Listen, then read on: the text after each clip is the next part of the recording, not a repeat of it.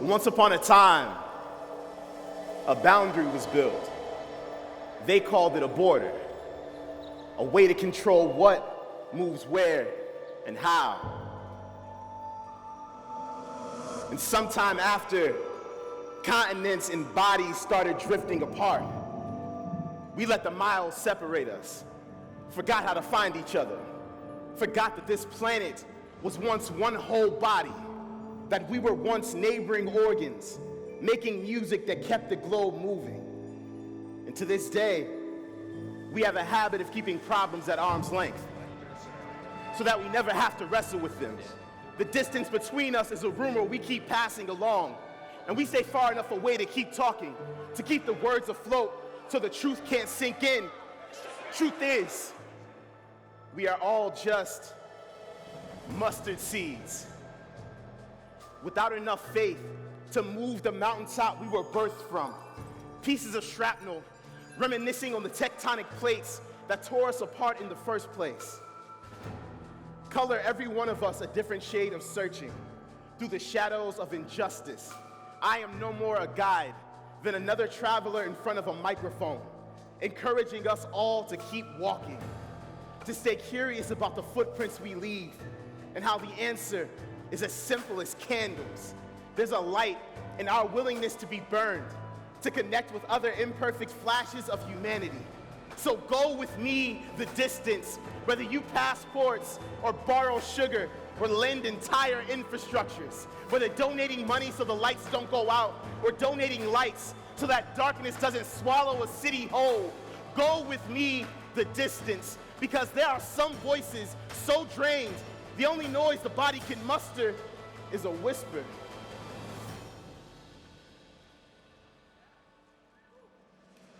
Let our job be one of listening. Put our ears where our eyes go. Put our mouth where our ears left, so that we always see what someone is saying and never speak without insight.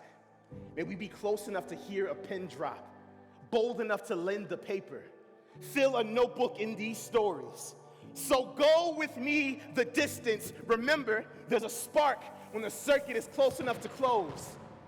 And electricity and proximity, and our willingness to get uncomfortably close, to be wrong out loud and keep pushing, to grapple our own demons in public, to love the world so hard, we start to remember how close we actually are.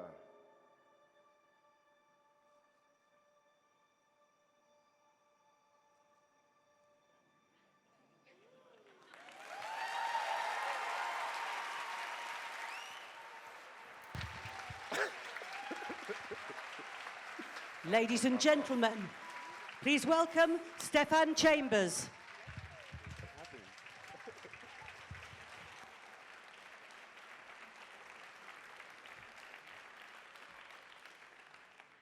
Wow. Let us remember how close we actually are by getting Darius back out to get your real applause. Darius.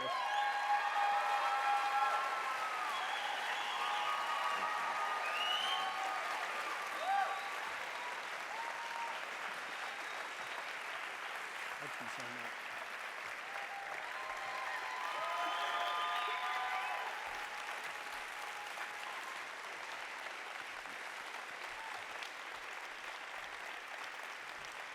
Thank you. Thank you. Good afternoon. And Darius, thank you so much. Emily Dickinson, who many of you will know, taught us that if you feel as if the top of your head has been blown off, that's poetry. Darius, that was poetry. Thank you so much. Thank you. Okay.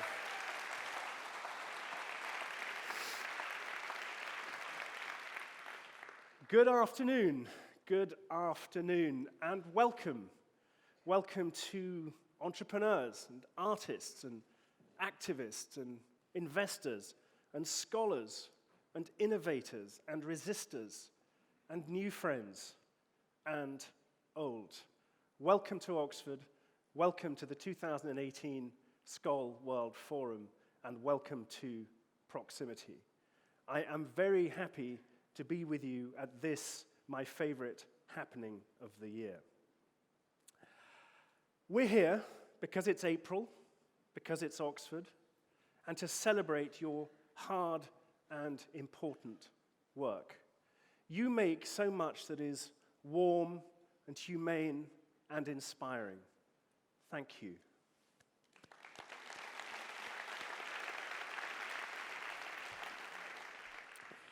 It's a truism to say that a lot has happened since we last met.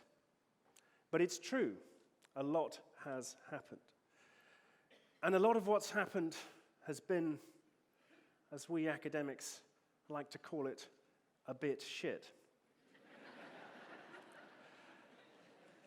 And this week,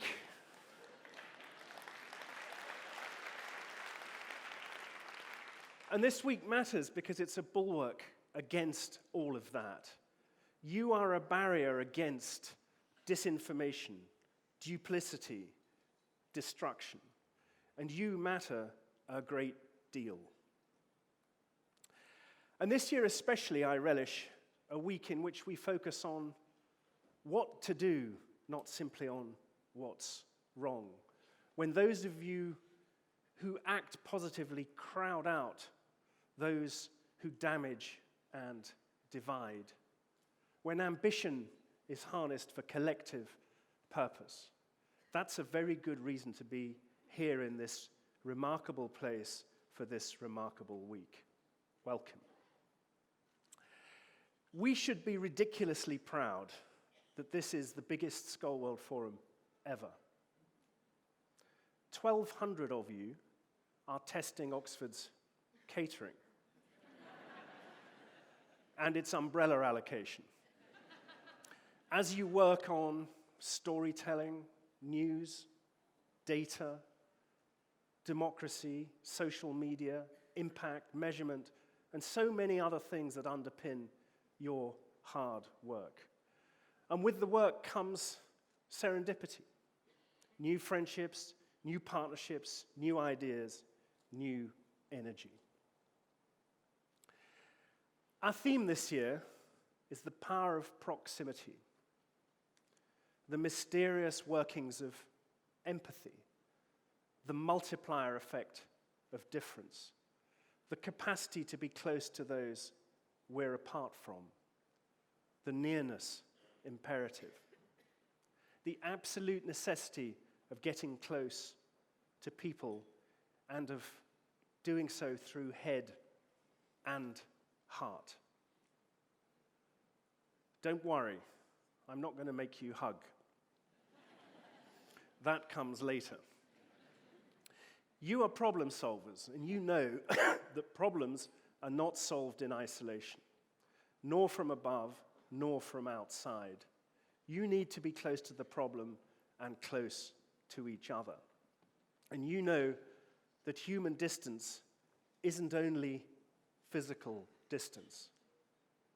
It's also distance in power, in hierarchy, in equality, in politics, in information, in access. And you know that proximity isn't always about connectedness.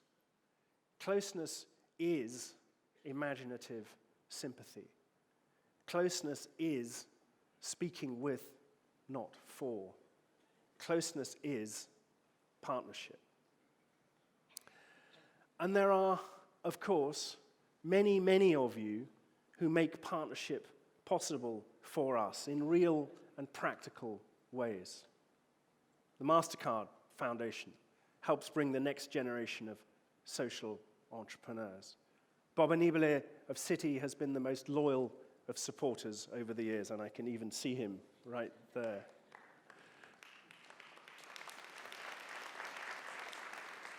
And somewhere in the room, there are 50 Skoll World Forum fellows supported by Johnson & Johnson. I can't see them, but if they can see me, hello.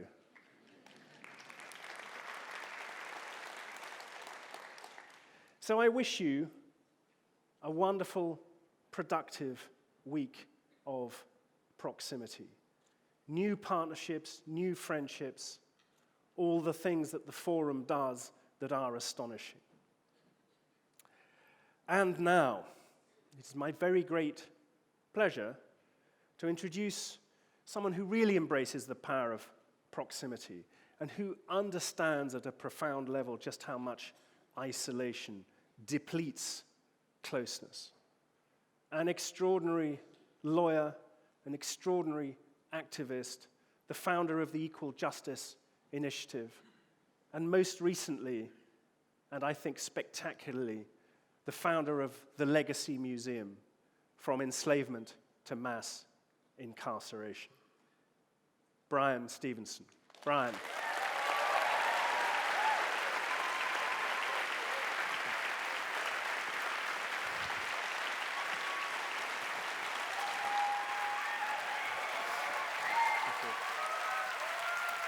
Thank you. Thank you very much. What a thrill to be back here at Skoll. It's wonderful to be with you this afternoon, and I'm delighted that the organizers have asked us to talk about the power of proximity, because I am persuaded that at this time in our world where there's so much conflict and division, where there's so much suffering and inequality, it is critical that we begin thinking about what it will take for us to create more justice, to change the world. I come from a country that now has the highest rate of incarceration in the world.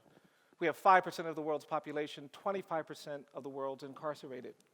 We're putting women and children and people in jails and prisons indiscriminately. Today in the United States, 1 in 3 black male babies born is expected to go to jail or prison. There is despair.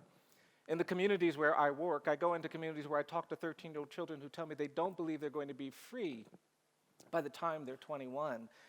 And that despair and these problems are everywhere in the world. And I don't want to talk about the problems, I want to talk about the solutions. And I am persuaded that the first thing we have to do if we're going to create a more just society is we've got to understand the need to get proximate. It is in proximity to the poor, the excluded, the neglected, that we understand things that we cannot understand from a distance.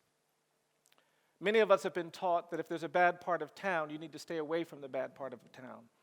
Many of us have been taught if there are parts of the globe where there's conflict and suffering, you should stay far away. Today, I'm going to argue that all of us need to find ways to get closer to the marginalized, the disabled, the disfavored, the excluded, the incarcerated, because in proximity, there is this power that we begin to understand. Our politicians fail us too often because they're so distant from the problems. They don't hear the things you hear when you're close to suffering. They don't see the things you see when you're close to inequality. There is power in proximity. I learned about proximity from my grandmother. I grew up in a family where my grandmother was the classic African-American matriarch. She was tough. She was strong. She was also loving and kind. My grandmother was the end of every argument in our family. She was also the start of a lot of arguments in our family.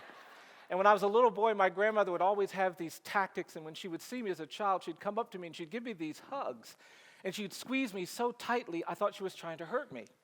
And I'd see my grandmother an hour later, my grandmother would look at me and she'd say, "Bryan, do you still feel me hugging you?"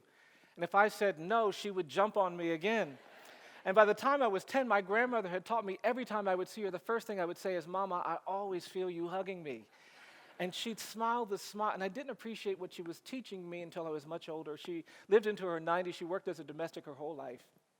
And she developed a cancer, and she broke her hip, and she was dying. And I went to see her on her deathbed, and I was pouring my heart out because she meant the world to me. And I was just saying everything, holding her hand. Her eyes were closed. I didn't think she could hear me. And it was time for me to leave. And when I left, I stood up. And when I was about to walk away, my grandmother squeezed my hand, and she opened her eyes. And the last thing she said to me, she said, "Bryan, do you still feel me hugging you?" And then she said, "I'm always going to be hugging you." And I can't tell you how powerful that is. There have been times in my life when I felt pushed and overwhelmed and struck, but I feel this presence, and all of us have the capacity to get close to people who are suffering, close to people who have fallen down, and if we can't do anything else, we can wrap our arms around them, but we can't do it if we're not proximate. There is power in proximity. We'll learn things, we'll see things that we have to understand if we want to change the world. I'm the product of someone's choice to get proximate. I grew up in a community where black children couldn't go to the public schools. Started my education in a colored school. And then lawyers came into our community and they made them open up the public schools. And because they got proximate to poor black kids like me, I'm standing here talking to you today. I got to go to high school. I got to go to college. I was a philosophy major in college. Nobody in my family had gone to college. I was trying to figure out how to stay in school, and I started looking into graduate programs. And I didn't know that in the United States, at least, if you want to do graduate work in history or English or political science, to get admitted to graduate school, you have to know something about history, English, or political science. I was very intimidated by that, so I kept looking, and to be honest, that's how I found law school. It was very clear to me, you don't need to know anything to go to law school. But when I got to law school, I was disillusioned until I went to death row and I found condemned people literally dying for legal assistance. And it was in proximity to the condemned that I began to understand the importance of witness and suffering and struggling. But more than that, I began to understand the importance of justice, of equality, of the rule of law. I invite you all to get proximate to the poor, the excluded. There is something waiting for you there. And you will learn more. You will get more than you give. There is power in proximity. But we won't change the world just by getting proximate. The second thing I'm persuaded we have to do is that we have to change the narratives underneath the policy issues, the problems that we constantly talk about. Underneath the policy debate, there's a narrative. In the United States, we have mass incarceration because we declared this misguided war on drugs. And the reason why we declared this misguided war on drugs has to do with a narrative. It's what I call the politics of fear and anger. We had politicians that were preaching fear and anger. They wanted us afraid and angry, and when we allow ourselves to be governed by fear and anger, we tolerate things that we shouldn't tolerate. We accept things we shouldn't accept. And all over the planet, you can see how oppression thrives. And if you ask the oppressor why they do what they do, they'll give you a narrative of fear and anger. And so we have to change that narrative of fear and anger. We have to resist those narratives that push us away from one another, that don't allow us to recognize the humanity of one another. Those narratives are the threat. Changing the narrative is key. I've learned this from working with clients. I've spent time representing people wrongly convicted. Anthony Ray Hinton spent 30 years on death row, and when we began to work with one another, we realized they just didn't value his humanity. That narrative had to change. We're trying to do something about race and racial bias in our country. In the United States, we're not free. We're burdened by a history of racial inequality. I don't think we're a free society. I think we have a history of racial inequality that's created a kind of smog in the air. We are a post-genocide society that hasn't recognized that identity. We did terrible things to Native people when Europeans came to the continent. And instead of acknowledging that violence, we said, no, those Native people are different. They're savages. We created this narrative of racial difference. And then we got into the era of slavery. And I don't think the great evil of American slavery was involuntary servitude or forced labor. I think the true evil of American slavery was this narrative of racial difference, this ideology of white supremacy that we created to justify enslavement. We said black people are different than white people. They can't do this, they can't do that. They're not fully human. And that narrative of racial difference, that was the true evil. In our country, we passed the 13th Amendment to end slavery, and it talks about ending involuntary servitude and forced labor, but it doesn't talk about ending this narrative of racial difference. And because of that, I don't think slavery ended in America in 1865. I think it just evolved. It turned into decades of terrorism and violence. We pulled black people out of their homes. We murdered them. We lynched them. We maimed them. There is this legacy of racial terror. And when you talk to African Americans today, they tell you that they get angry when they hear somebody talking about how we're dealing with domestic terrorism for the first time in our nation's history after 9/11. The demographic geography of our nation was shaped by this terror. And then we had this effort to overcome segregation. And even there, the narrative didn't change the way it needs to. And today, we still live in a country where black and brown people are presumed dangerous and guilty, and that burden weighs on us, and the narrative has to change. That's why we're building this museum. That's why we're building a monument, a memorial, to help us reflect on this history. I believe that narratives change when we commit ourselves to truth and reconciliation, and we haven't told the truth about what we've done to some of the societies around the world, the ways in which we've exploited people, taken advantage of systems, the structural poverty, the systems that create inequality and injustice. We've got to tell the truth, and that will allow us to change the narrative. But even changing the narrative won't be enough. The third thing I'm persuaded we have to do, we have to stay hopeful. These are times when it's easy to become hopeless about what's possible, and you have to fight against hopelessness. I believe that hopelessness is the enemy of justice. Injustice prevails where hopelessness persists. And I believe this community and communities across the world that want more justice have to commit themselves to believing things we haven't seen. Hopefulness is believing something you haven't seen. Hope is what will get you to stand up when other people say sit down. Hope is what will get you to speak when other people say be quiet. Your hope is your superpower. And if we protect our hope, we protect our capacity to be a witness against these things that are coming at us, then we understand what it means to truly change the world. We've got to get proximate. We've got to change narratives. We've got to stay hopeful. But the fourth and final thing we're going to have to do, if we really want to create more justice, we're going to have to be willing to do uncomfortable things. I hate talking about this one, but it's necessary. We cannot change the world. We cannot make a difference simply by being proximate, simply by changing narratives, simply by staying hopeful. The fourth and final thing we've got to be willing to do, we've got to be willing to do inconvenient and uncomfortable things. The world changes, justice rises when good people are willing to do the inconvenient and uncomfortable. And it's hard. It's very hard.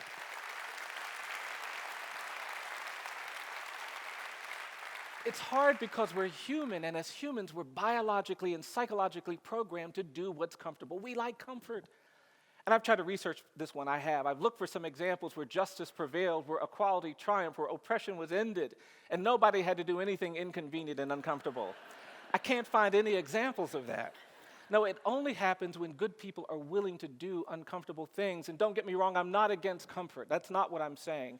I gave a talk in Mississippi. The people met me at the airport. They said, "Oh, Mr. Stevenson, we know all about you. We know what kind of work you do. We know what kind of lawyer you are." And then they said, "Mr. Stevenson, we're having our conference at the luxurious DoubleTree Hotel." They said, "We decided that you would not want to stay at the luxurious DoubleTree Hotel." They said, "We've asked one of the farmers to put you up at the barn." I said, "What is wrong with you?" I said, "Of course I want to stay at the luxurious DoubleTree Hotel. I like those chocolate chip cookies just like everybody else." That's not. No, what I'm talking about is that sometimes you have to position yourself to be a witness. I represent condemned people. I represent people on death row, and I've had the privilege of winning a lot of cases, but I've also been in that painful place where we could not succeed. A few years ago, I represented a man who was facing execution in 30 days. He was intellectually disabled. I got involved in his case very late. And I went to the trial court and I said, "You can't execute this man. He suffers from intellectual disability." And the courts have banned the execution of people with intellectual disability, but this court said, "No, it's too late." I said, "No, it's not too late." I went to the state court. They said too late. The appeals court said too late. The federal court said too late. Every court I went to said too late. And in too many places in the world, we seem more committed to finality than fairness. And on the day of the execution, I was waiting for a ruling from the United States Supreme Court. I was pacing in my office, and finally the phone rang. And it was the clerk of court at the United States Supreme Court. The clerk told me that my motion for a stay had been considered and reviewed, but the judgment of the court was that our motion was due to be denied. Too late. I then had to get on the phone and do the hardest thing I do in my work. I got this man on this phone, and I said to him, "I'm so sorry, but I can't stop this execution." And then the man did the thing that I dread the most in my work. He started to cry. And through his tears, he just began to sob. And the next thing I knew, the man was on the other end of the phone just sobbing. He said to me, "Mr. Stevenson, please don't hang up. There's something important I want to say to you." I said, "Of course."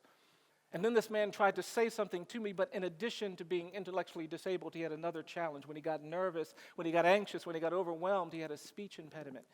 And he would begin to stutter, and all of a sudden, this man couldn't get out a single word. And he kept trying to say something. He kept trying to talk, but he couldn't get out a single word. And he kept trying, and he kept trying. And the more he tried and failed, the more he was ripping my heart apart. And before I knew it, I was standing there holding the phone, and tears were running down my face. And the man kept trying, and the man kept trying, and it was so overwhelming, so uncomfortable that my mind wandered. I remembered when I was about 9 or 10 going to church one Sunday. My mom had taken me to church. I was there with my friends. We were talking. And I remembered on the night of this scheduled execution meeting this little boy. And he was standing there at the church, and he wasn't saying anything. And I asked him, "What's your name? Where are you from?" And I remembered that night how that little boy tried to answer my question, but he also had a very severe speech impediment, and he began to stutter. And then I remembered that I did something really ignorant. When that little boy tried to answer my question in church all those years ago, I remembered that I laughed at that little boy. My mom came over and she gave me this look I'd never seen before, and she pulled me aside. She said, "Bryan, don't you ever laugh at somebody because they can't get their words out right." I tried to apologize. My mom wasn't having it. She said, "Now you go over there and you tell that little boy you're sorry." I said, okay, Mom. And I took a step to go see this little boy, and my mom grabbed me by the arm. She said, wait, after you tell that little boy you're sorry, I want you to hug that little boy. I rolled my eyes a little bit, and I said, okay, Mom. And then my mom grabbed me by the arm again. She said, wait, after you hug that little boy, I want you to tell that little boy you love him. I said, Mom, I can't go over there and tell that little boy I love him. And she gave me that look again, so I did. I went over to this little boy. I said, look, man, I'm really sorry. And then I lunged at this child and gave him a little boy man hug. And then I tried to say to this little boy as insincerely as I possibly could, I said, look, man, you know, well, I don't know. Well, you know, I don't know. Well, I love you. And what I'd forgotten until the night of this execution is how that little boy hugged me back. And then I remembered how he whispered flawlessly in my ear. He said, I love you too. And I was thinking about that while this client tried to get his words out. And finally, my client got his words out. He said, Mr. Stevenson, I want to thank you for representing me. He said, I want to thank you for fighting for me. And the last thing that man said to me, he said, Mr. Stevenson, I love you for trying to save my life. They pulled him away, they strapped him to a gurney, and they executed him. I hung up the phone. I said, I can't do this anymore. I've gotten too close. It's too much. It's too uncomfortable. I kept thinking about how broken he was. The question in my mind was, why do we want to kill all the broken people on this planet?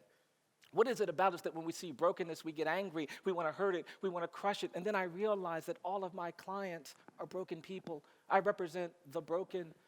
I work in a system that is broken by fear and anger. And that night I said, I can't do this anymore. It's just too much. And I said, I'm not going to do this anymore. And I sat down and I began reflecting on whether I'd gotten too proximate.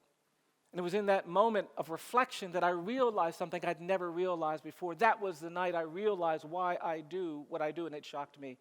And what I realized is that I don't do what I do because I've been trained as a lawyer.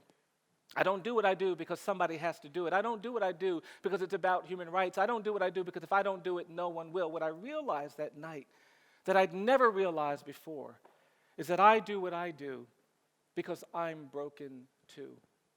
And I tell you that because when you get proximate, you see suffering. There will be times when you cry, where you feel overwhelmed. There will be nicks, there will be cuts, there will be scars. But I'm here to tell you, as a survivor of brokenness, that it's in brokenness that we begin to understand the way justice is supposed to work. It's the broken among us that can teach us the way compassion can heal. It's the broken that appreciate the power of mercy. It is the broken places in the world where justice can grow and redemption can be seen, and we can see real change on our planet. I'm not afraid of being broken. It's in brokenness that we understand the power of humanity, that we respect one another's rights, that we get closer. So in brokenness, I want to tell you that we should not fear getting proximate.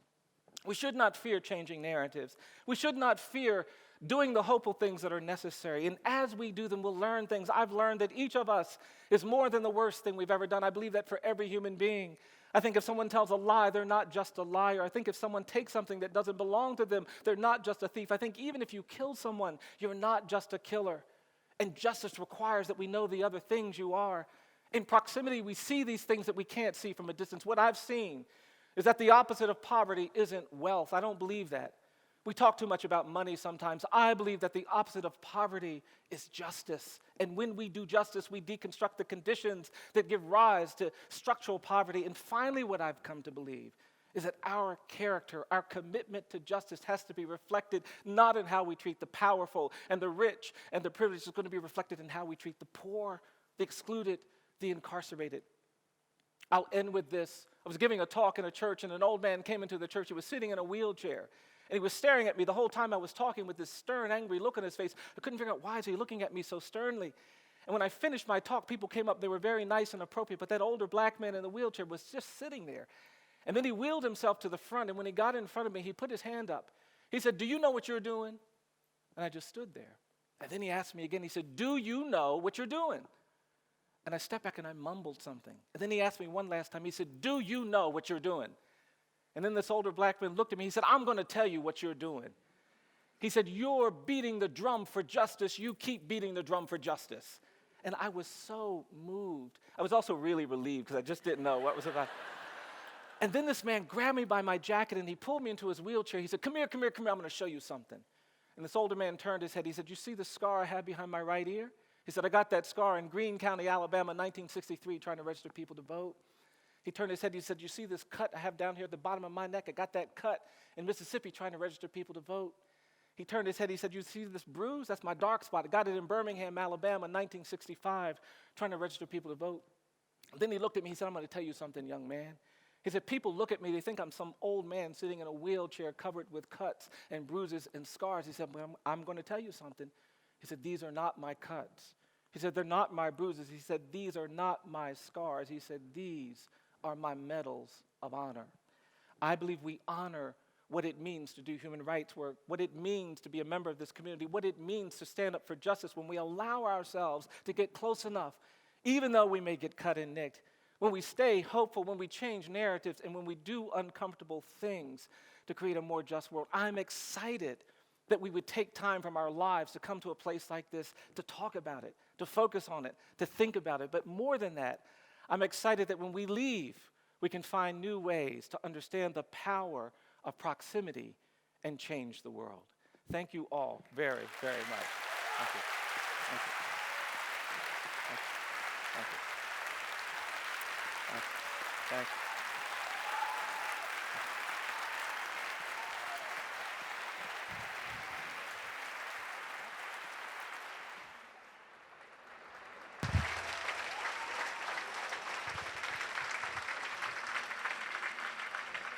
Ladies and gentlemen, please welcome to the stage Skoll Foundation CEO and President, Sally Osberg.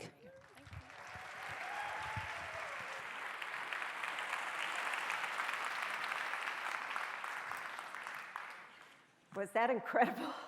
I mean, Bryan, I can't, you found the words, you gave us the hug, you challenged us to do the uncomfortable things.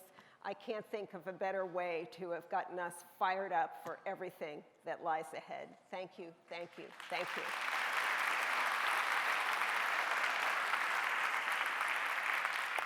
And speaking of proximity, of people close to us, it is my very great pleasure to introduce you this afternoon to the new director of the Skoll Center for Social Entrepreneurship here at the Said Business School, Peter Drobak. As many of you know, Peter comes to this role with a deep understanding of what it takes to drive real social change. He played a key role in the transformation of Rwanda's health system, which has delivered unprecedented gains in population, health, and prosperity.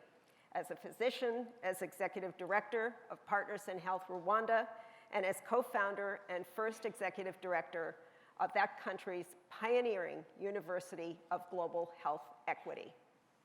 Peter's research and academic interests include implementation science and the development of high-performing health systems. When you get him for a drink later, ask him what implementation science is. I have no idea. In short, though, we couldn't have found anyone better to lead the Skoll Center in its mission to accelerate the impact of social entrepreneurship. Peter, it's a pleasure to welcome you.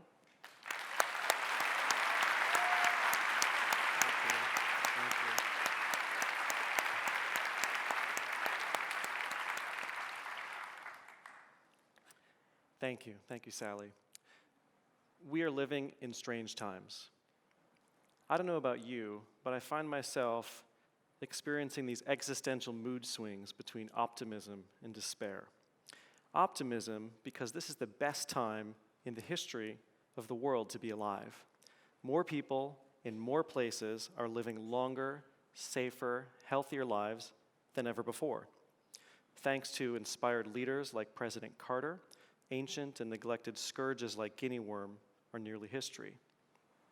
The outrage that I felt as a young medical student, watching kids condemned to die of AIDS simply because they were poor, was replaced by awe when just a few years later, the world was moved to wake up and reject that status quo.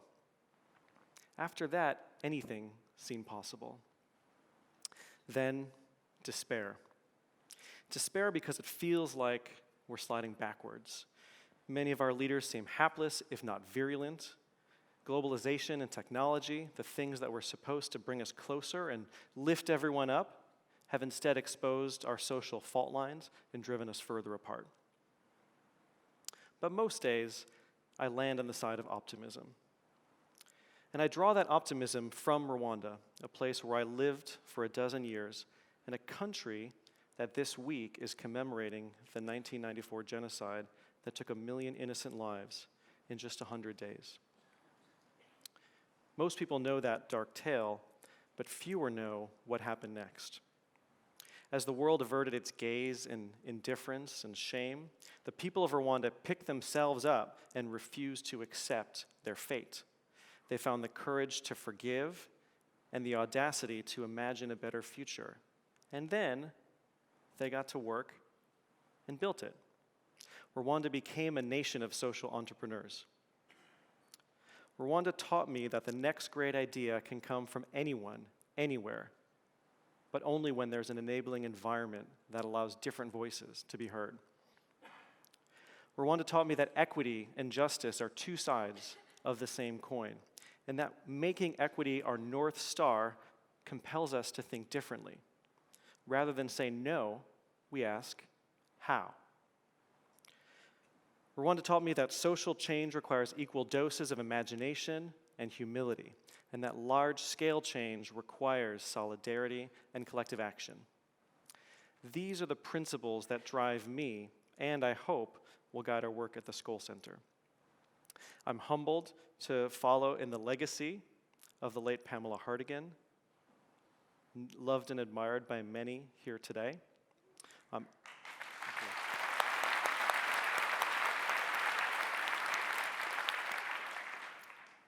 I'm honored to work with our dean, Peter Tafana, who embodies our school's motto, lead with purpose. And today, I'm particularly excited to announce the newest member of our team at the Skoll Center, just appointed as an associate fellow here at Oxford Said Business School, the one and only Sally Osberg.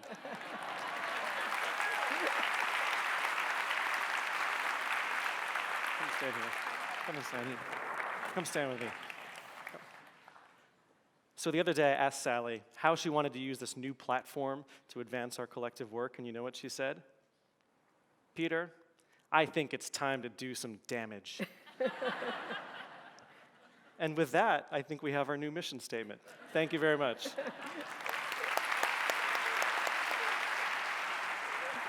great. That's great.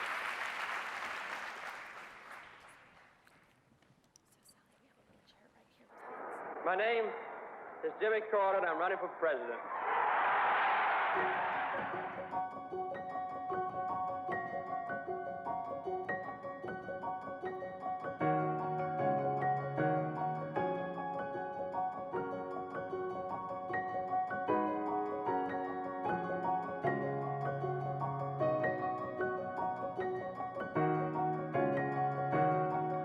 Peace and freedom, human rights, and the alleviation of suffering, the equality of opportunity on earth, the giving of every human being a modicum of self-respect and human dignity, and hope that their future would be better. Those are the things that I believe are completely possible based on the principles that we've established and have continued to pursue at the Carter Center. Jimmy Carter, the 39th President of the United States, has become one of the world's most prolific and respected humanitarians, whose work for the Carter Center sees him traveling the globe, fostering peace, fighting disease, and promoting democracy. And you so believe in human rights, which obviously is inclusive of women's rights, that you left the Southern Baptist Convention? Yes, I did. They had a convention and ordained several things that were contrary to my basic beliefs in Christ. One of them was that women are inferior to men. I have become increasingly concerned about what's going on in Palestine. There hadn't been a single day of peace talks in the Holy Land in 6 years. I think that's a tragedy. Not many people know it or care. I care.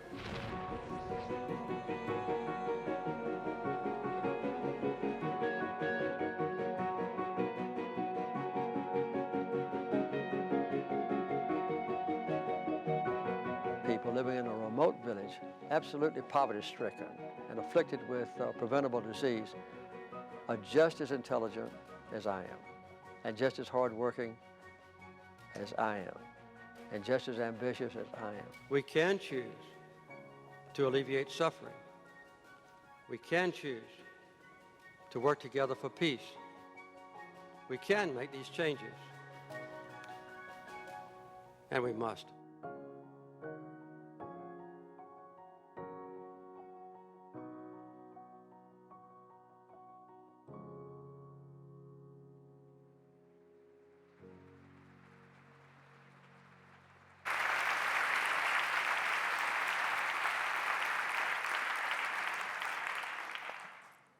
Seven times over the last decade, from this podium, Jeff Skoll has presented a special award from the Skoll Foundation to someone who could rightly be called a global treasure.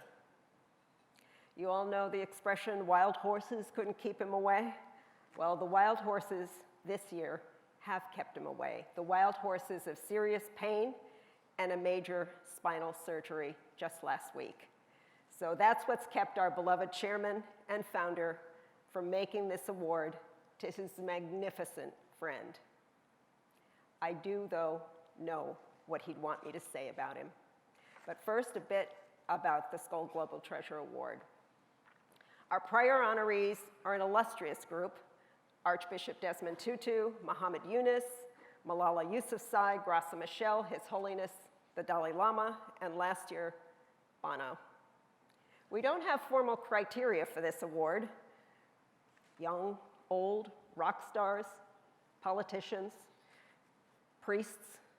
We just know when there's someone in our midst whose integrity is inspiring and whose record of achievement in addressing the world's most pressing problems is nothing less than stunning. Jimmy Carter, 39th President of the United States, is that someone, the quintessential man for all seasons. His life's work extends from farming to nuclear physics to politics, played out on local, national, and global stages. Over the entire arc of his life, he has never equivocated when it comes to human rights and humanitarian action. He's also a man who engages as easily and effectively with the ordinary folks who queue up for his Sunday school lessons at the Maranatha Baptist Church in Plains, Georgia, as he does with international leaders across every sector and geography. As president, he normalized U.S. diplomatic relations with China and launched the process engaging Egypt, Israel, and the United States, which led to the Camp David Accords and the historic 1979 peace treaty between Egypt and Israel. Let me underscore that this treaty endures to this day, despite all the upheaval in the region since its signing. Yeah, pretty amazing.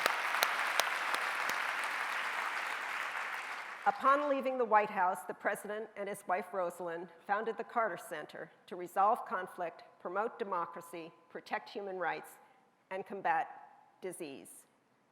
Some of you will remember President Carter came to the Skoll World Forum 10 years ago. He told us about one of those battles against guinea worm, a particularly vicious illness. When the Carter Center began its work, more than 3.5 million people suffered from guinea worm. But leadership and perseverance has paid off. A week ago, authorities announced that the last mile march is now down to the final inch. Guinea worm is within 5 cases, all in Chad, of being eradicated from the face of the earth.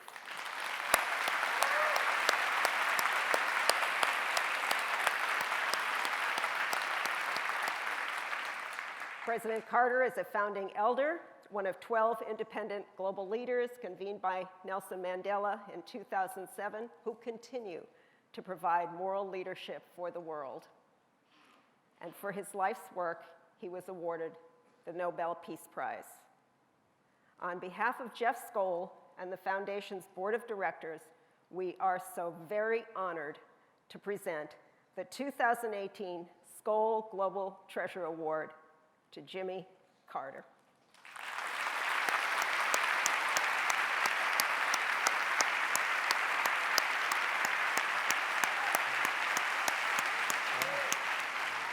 How are you? That's fine. Thank you. Thank you.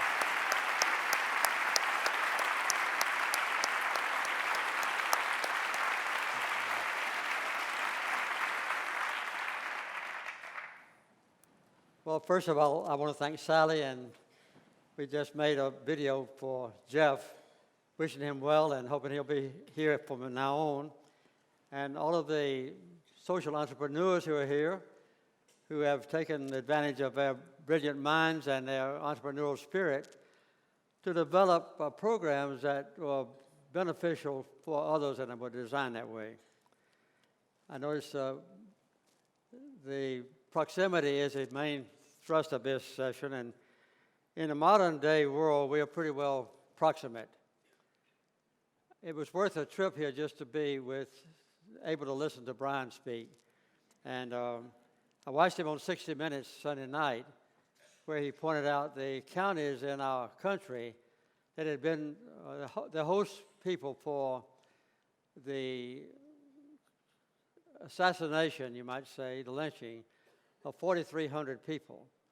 And I hated to hear it, but my county was one of them.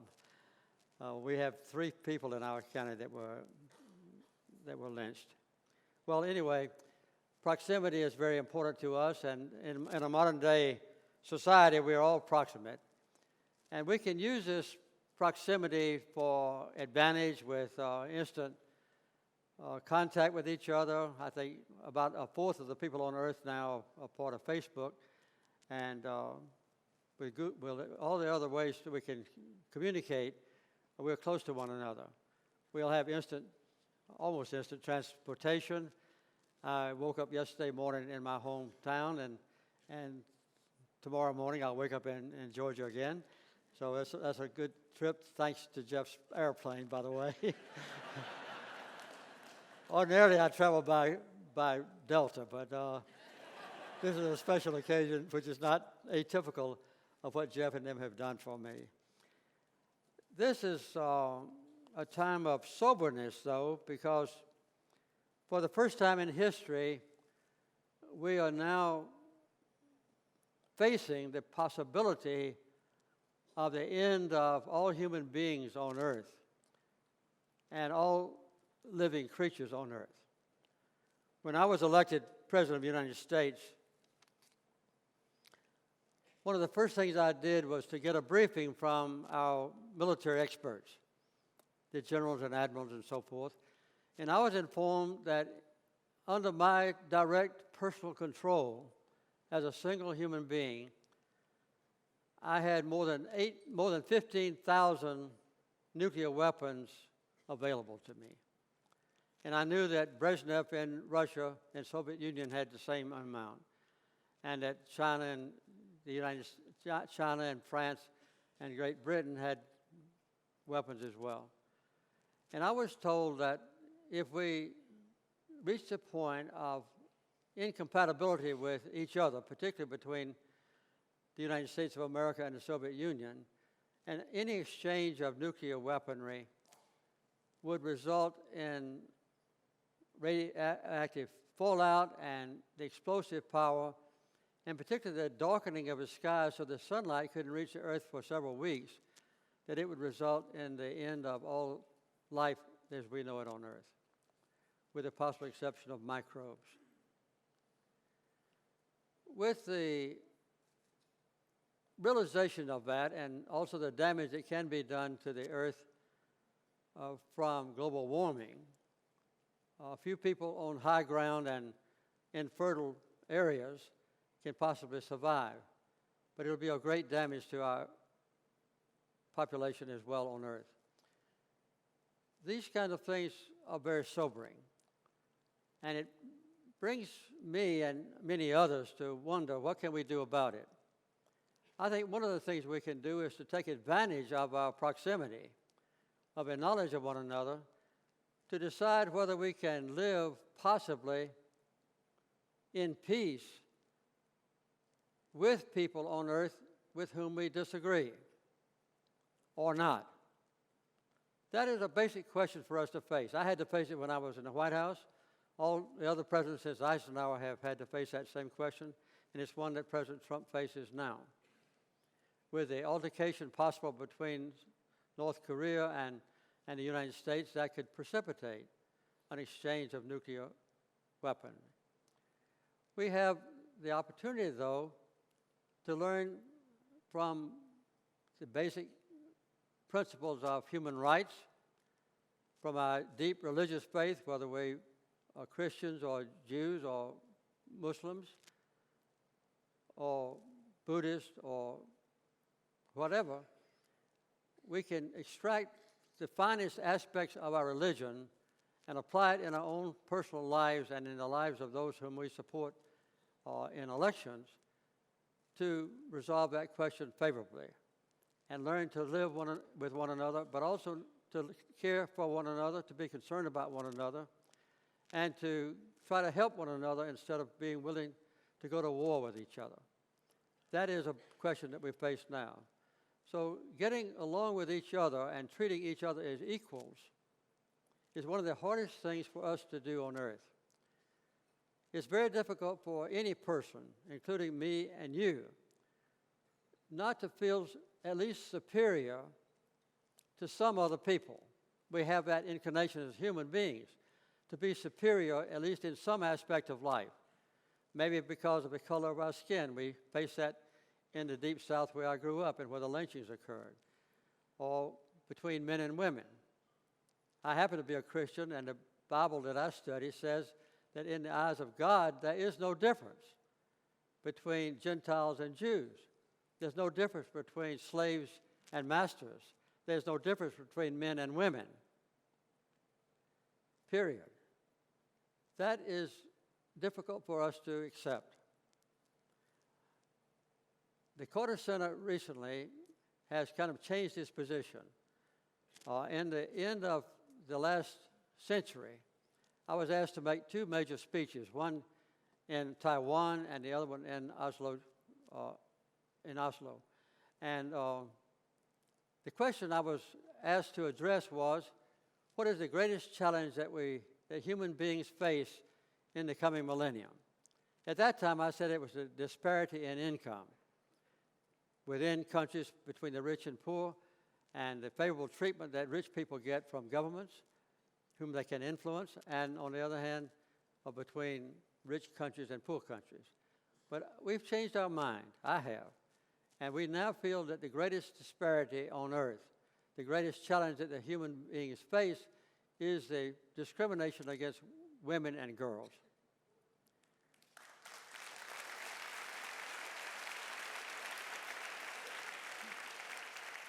This morning I covered that subject, encouraged by Mabel, who used to be head of a elders organization, and she extracted more information out of me than I intended to provide, which she always has been able to do. But anyway, I'm going to be quite brief.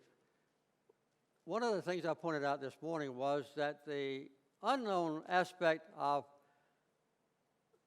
gender prejudice is the loss of life of females. For instance, in the country of India, for every 100 women alive today, there are 112 men. So something happened to the other 12 girls. In China, the disparity is 118 to 100. So 18%, you might say, of Chinese women have been executed primarily by their parents, and the same thing in India. In one region of India, the World Health Organization tells us that the ratio is 100 to 154.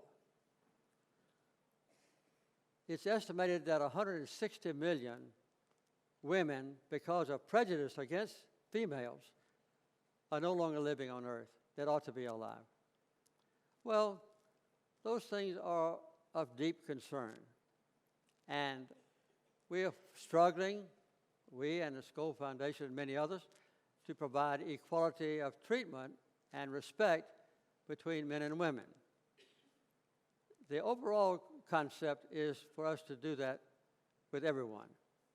I would say that down through the ages, human beings have prevailed because of our superior minds compared to other animals. There was a time when there was an equal struggle. In fact, many animals had an advantage because of their strength and their rapidity and their fangs and so forth, or tusks. Well, we changed that. Human beings changed it with the development of weapons, with spears, bows and arrows, and then guns. Human beings became superior to animals. What's the next step in the evolution of human beings? We face the challenge that I've already outlined, and that is, can we ever learn with proximity constantly increasing now and in the future to be able to live peacefully without military conflict between us and people with whom we have an honest difference of agreement, or who look differently, or who worship differently? That's a big question we face. It's a very sobering thing to realize that what we need to fall back upon as a guide is the Universal Declaration of Human Rights, which has been boiled down as an extract from the major religions on earth to 30 very brief paragraphs. I would urge all of you to read those again if you haven't read them recently. And you'll see that one of the key aspects which we are failing on throughout the world is the fair treatment of women and girls. That's just one of those, but it's a very important thing. I have pledged myself for the rest of my life, I'll be 94 this year,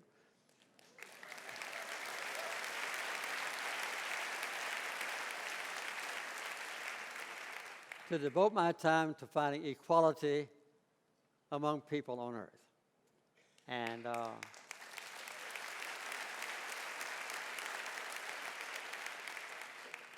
I don't have any problem in my own life because my wife has always been, I would say, superior to me. But we've been married now 72 years. I said 73 this morning.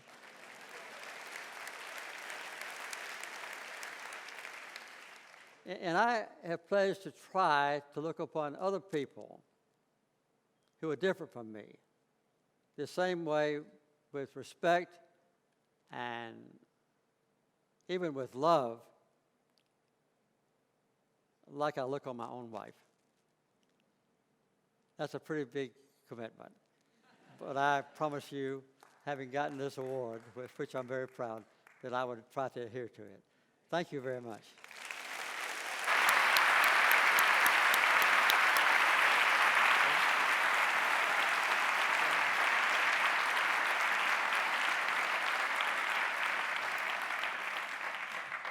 That was inspiring, it was invigorating, it was everything we all knew it would be. Thank you so much, President Carter. You know, I knew I was going to have to prepare for this interview, and I knew that your books would be great source material, but even I had no idea how many books there were.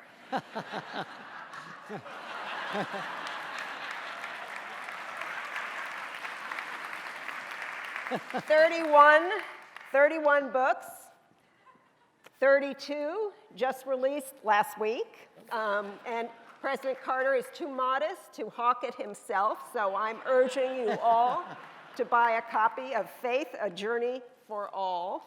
And you were on a book tour, you've been on Stephen Colbert, that also was very intimidating. A friend sent me Colbert's interview, and anyway, I was intimidated. Before we dive deeply into the source material here, I wonder if I can ask you to reflect a little more personally on the power of proximity. You've just talked about how proximate we all are, how we have to learn to live in peace with one another. But you started your political career actually banging on individual doors. You started your campaigns by actually going door to door. You and Mrs. Carter, I don't think, maybe people didn't know when they saw that image of you walking down Pennsylvania Avenue that you were the first presidential couple to leave the armored car and walk down Pennsylvania to the White House with the people. So can you, isn't that amazing? Isn't it amazing? A tradition that continues to this day. But can you just talk a little bit about the people you've been proximate to who have really influenced your life? Where did an idea like getting out of the armored limousine come from? Well, actually from a senator who made that suggestion for a different reason. He thought I ought to demonstrate that I could walk that far as a symbol of masculine exercise. Oh, okay. But, and Mrs. Carter was probably a little ahead of you? She was. But I have to say that nowadays, that would be quite an achievement for me to walk that. Oh, I think you're up to it. But anyway, what we found, as was quoted, I think, on the screen, I couldn't hear it all, but when we have been to build habitat houses, which we've done now every year for 35 years, for poor people in need, who never have had a chance to own a decent home. We have, or when we've eliminated guinea worm, I've done other things for poverty-stricken people, we have found, as I said in the screen already, that they are just as intelligent, just as hardworking, just as family values are just as good as ours. And we tend to underestimate people that are poorer than we are, or who are different from us. And nowadays, I would say that the discrimination against people who are different has been elevated above what it was 15 years ago or so, with the animosity against immigrants, and not only in Europe, but also in the United States with Burbage. And also the alienation of women is still going on. I had a lot more statistics I was going to do, but I want to cut my talk short to get to this, but also to get home tonight. So these I think we have a great opportunity ahead of us of excitement and satisfaction of life and purpose in life and accomplishment as we reach out to people who are different from us and find how wonderful they are and how much they can add to our own lives.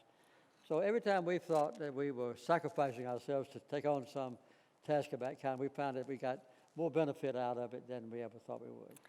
I am sure that's true. And speaking of, as you were talking about living in peace, and of course, peace has been signature work for you. Your presidential term in office was dramatically free of any conflict, so a remarkable achievement in itself. But in talking about weapons, as you did, it triggered in my mind the Parkland students and their traumatic experience, and how that has just galvanized them and may just be seeding a new movement in this country against gun control. I hope so. Yeah. In the new book, by the way, I describe the deleterious effect of a National Rifle Association and the succumbing by almost every legislator in America, at least a majority of them, not only in this federal government, but also in the state and local governments, to the National Rifle Association. And our country is plagued with excessive firearms and the use of them. So we've seen that demonstrated, and I think the Parkland students' commitment and all, I hope will be permanent, and they'll stick with it, and they'll convince their parents to vote against people who don't comply with doing away with the weapons, and that when they get old enough, they'll vote that way as well. So I hope we don't give up on that. No, I don't think they're going to. I think they're going to just do what others have not been able to do. Many people watching the film will have noticed the woman at your side, Rosalind, your wife of nearly 73 years now. I can't resist telling the story of how you first met. President Carter's mother, Miss Lillian, remarkable woman, a professional nurse, delivered a baby, helped deliver a baby in a hospital. And then as a working mom, as she checked in on the baby, she brought her three-year-old son with her to meet the baby. So that baby was Eleanor Rosalind Smith. That's right. So at 3 years old, I met my future wife. he was smitten. He was smitten. A remarkable love story. A remarkable. We've been together pretty close ever since. Yeah, isn't that wonderful? Isn't that? But I wonder if you tell us a little bit about Miss Lillian. You know, your passion for women's rights, for equity between the sexes, doesn't come from nowhere. I mean, you go through all the data with us, you go through the reasoning, but I happen to know there have been some very strong influences in your life. So can you talk to us a little bit about Miss Lillian? Well, one of the most fortunate things that ever happened to me was growing up in a neighborhood that didn't have any white neighbors.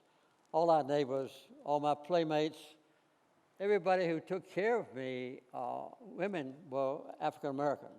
My mother was a registered nurse, and she nursed 20 hours a day and was supposed to get paid $6 for that. She would get home at night at 10 o'clock, and she would go back on duty at 2 o'clock in the morning. So as a teenager and so forth, I never saw my mother hardly. She was always working. And so Mother didn't pay any attention to racial segregation, which was permeating throughout our country then. This was back in the 20s and 30s.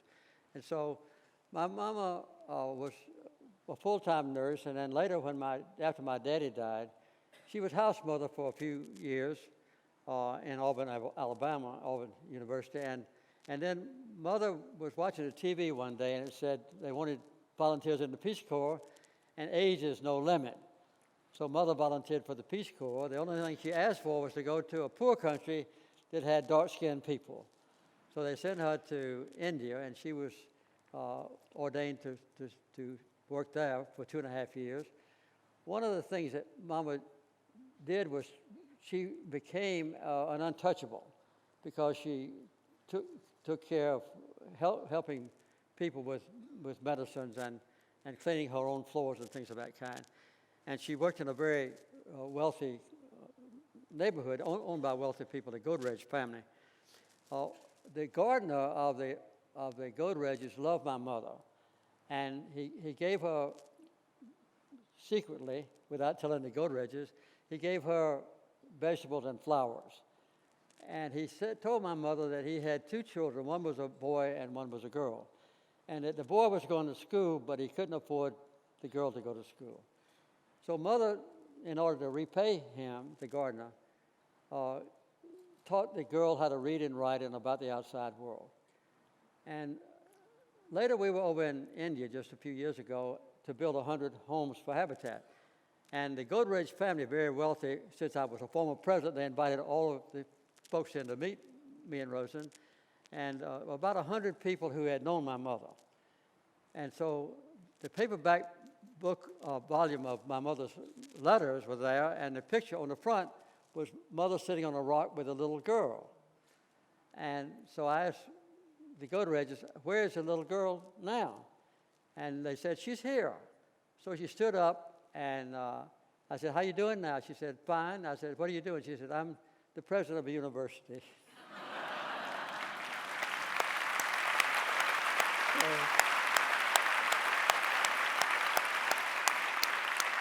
So Mother was a member of the medical profession, being a nurse, so she was able to pay no attention to the mores and customs at that time to distinguish between African Americans and white people. So I was heavily affected by my mother.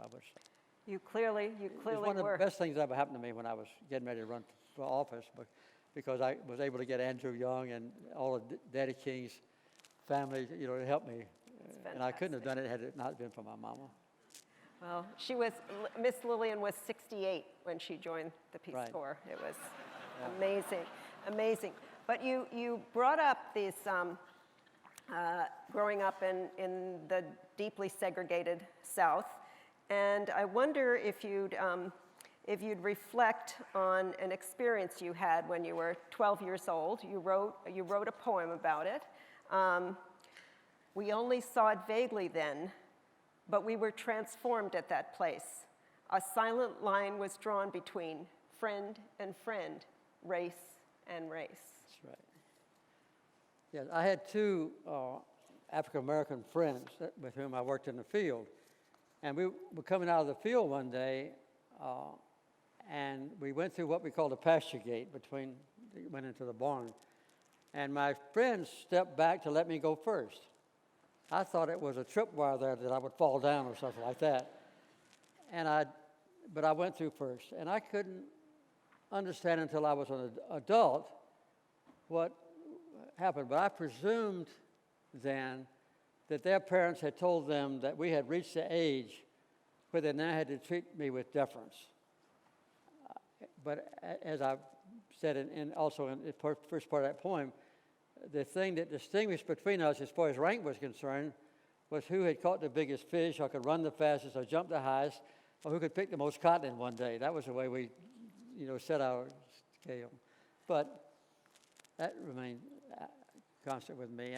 And it was not until I was a submarine officer when in 1948, Harry Truman, about 7 years before Rosa Parks and Martin Luther King came on the scene, Harry Truman ordained as commander-in-chief that there was an end to all segregation in the military forces, all the civil service. So he was very courageous, and he lost the South because of that. But he was my number one hero among all the presidents I've known. Oh, wonderful, wonderful. Thank you. You referenced in your remarks. You referenced a speech you made in Oslo. Of course, we know that speech was for the Nobel Peace Prize, and you were asked to name at the time the world's biggest challenge, and you chose economic disparity. You've since decided that that disparity between the two genders, between women and men, is the greatest challenge. But economic disparity has only grown far greater since that time, President Carter. And so it seems to me that that's still a pretty significant challenge. Do you think we can solve that challenge? In the United States, we can't solve it until we change the Supreme Court. Mm-hmm. And as a matter of fact, you're talking about the case. And that income disparity works to the disadvantage of a lot of things. For instance, prisoners. When I listened to Bryan speak a few minutes ago, I was impressed with the fact that when I left the White House, there was one person in America in 1,000 who were in prison. Now there are 7.5 people per 1,000, so more than 7 times as many people are now in prison as when I left the White House in 1981. And our Attorney General now says he's going to increase that number. I didn't want to talk about politics. I know. I wanted to talk about I'm sorry. you. Thank you. Thank you. But now you've made this transition to thinking the greatest challenge on earth is this discrepancy, this disparity, this discrimination against women and girls.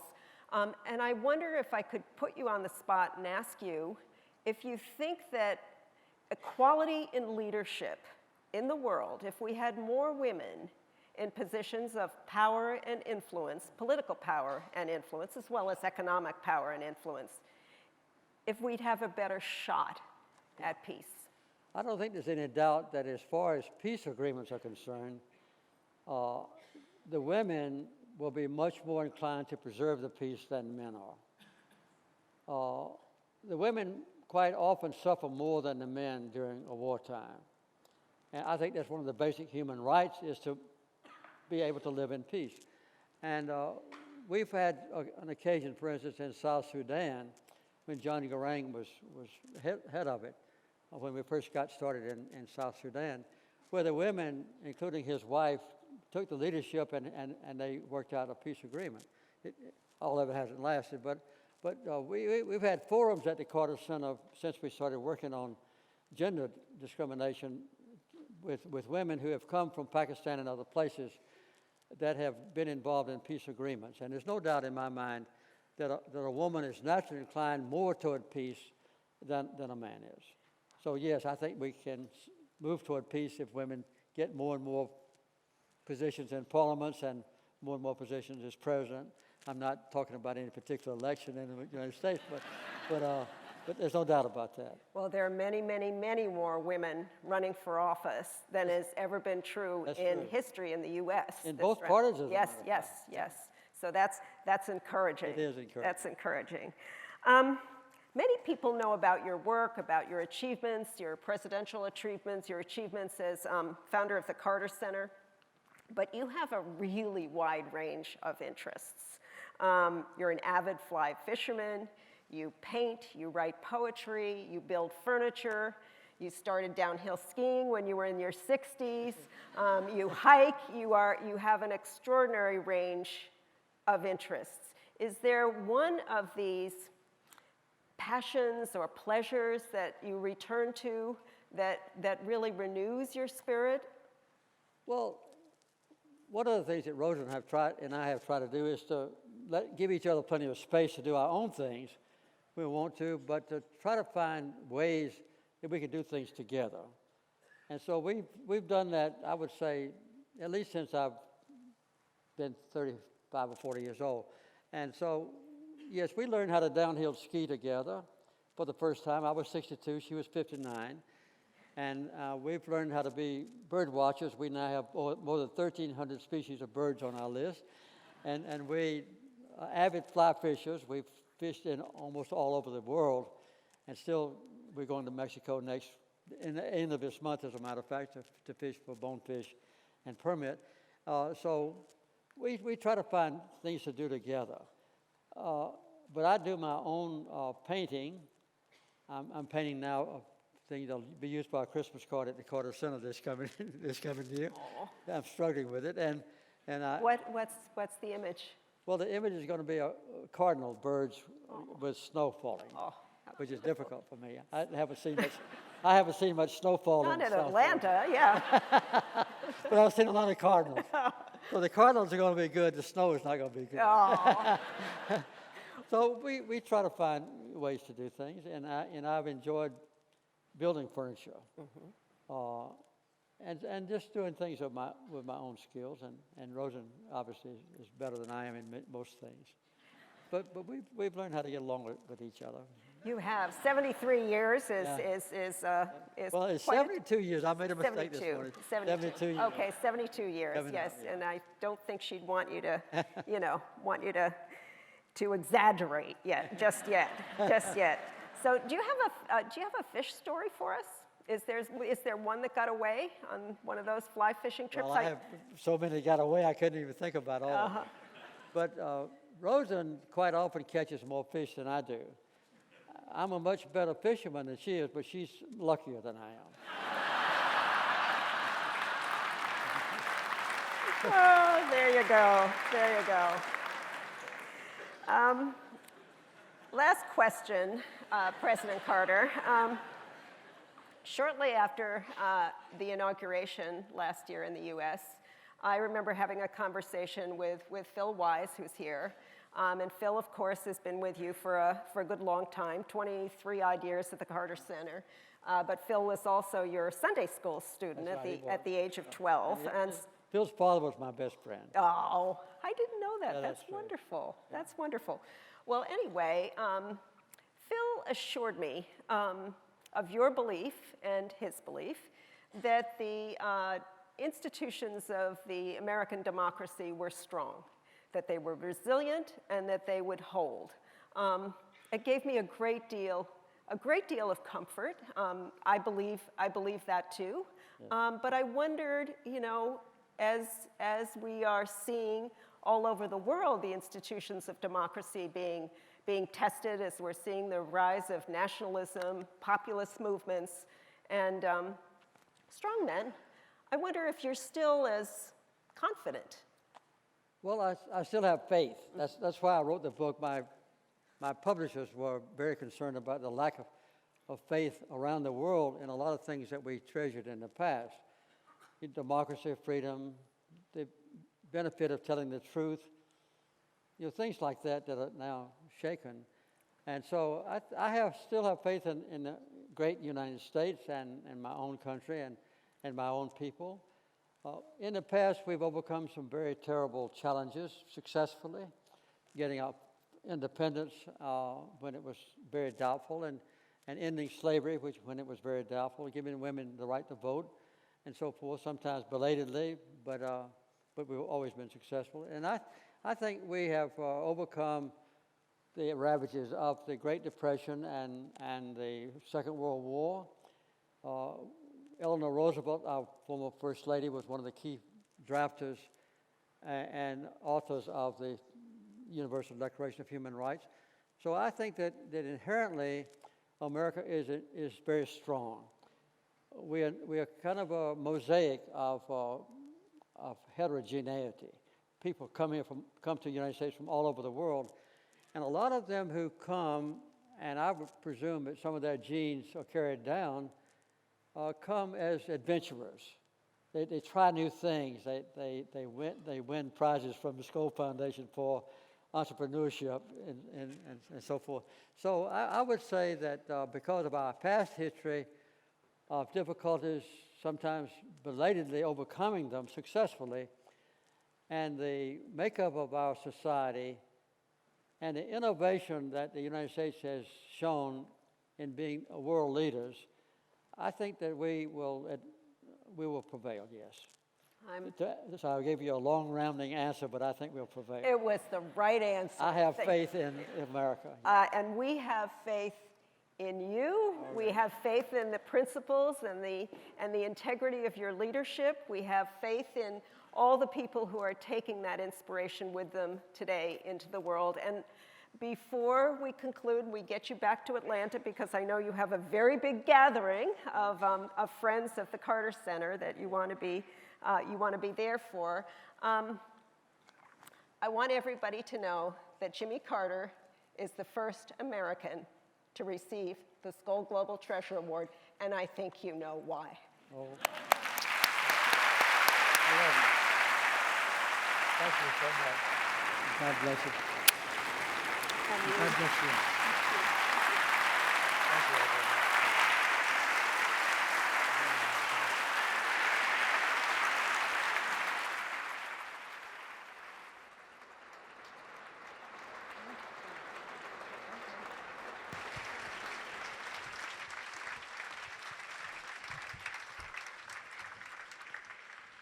Ladies and gentlemen, please welcome to the stage Chief Executive of Doc Society, Jess Search.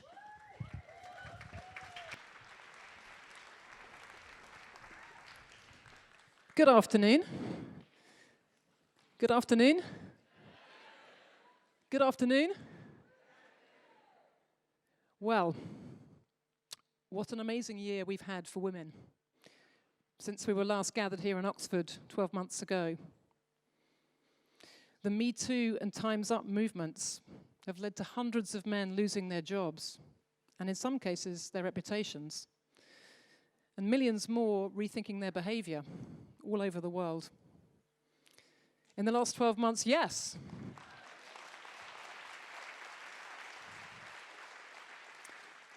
In the last 12 months, Saudi women have won the right to drive. Serbia has got its first female prime minister. Chile has at least partially raised the ban on abortion for the first time.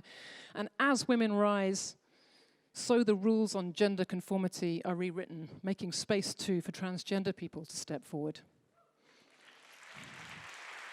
A small town in Canada became the first to elect a transgender female mayor. And young people, young women, are stepping up to leadership like never before.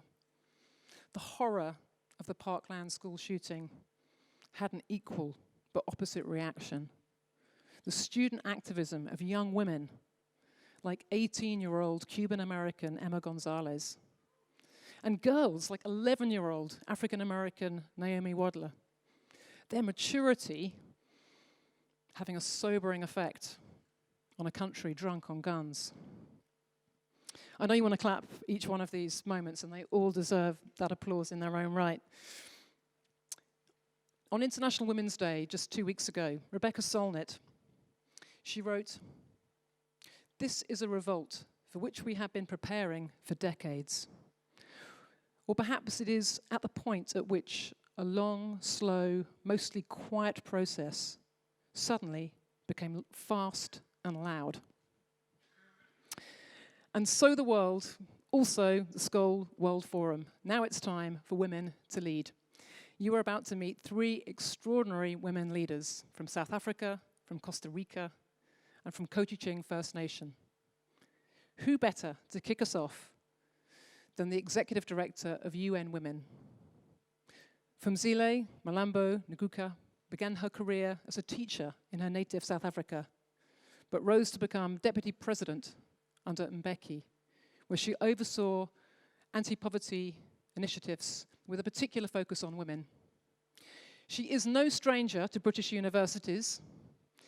She completed her PhD on education and technology at the University of Warwick. But my notes say that she hasn't defended it yet. I can't imagine what she's been up to. I think the UN have been keeping her quite busy these last 5 years. Please welcome the ultimate woman's woman, Phumzile.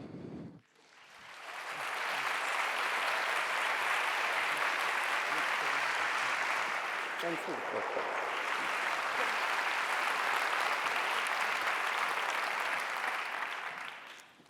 Thank you very much for that kind introduction.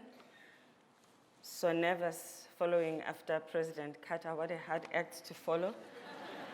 And he said everything I wanted to say and much better. So have mercy on me.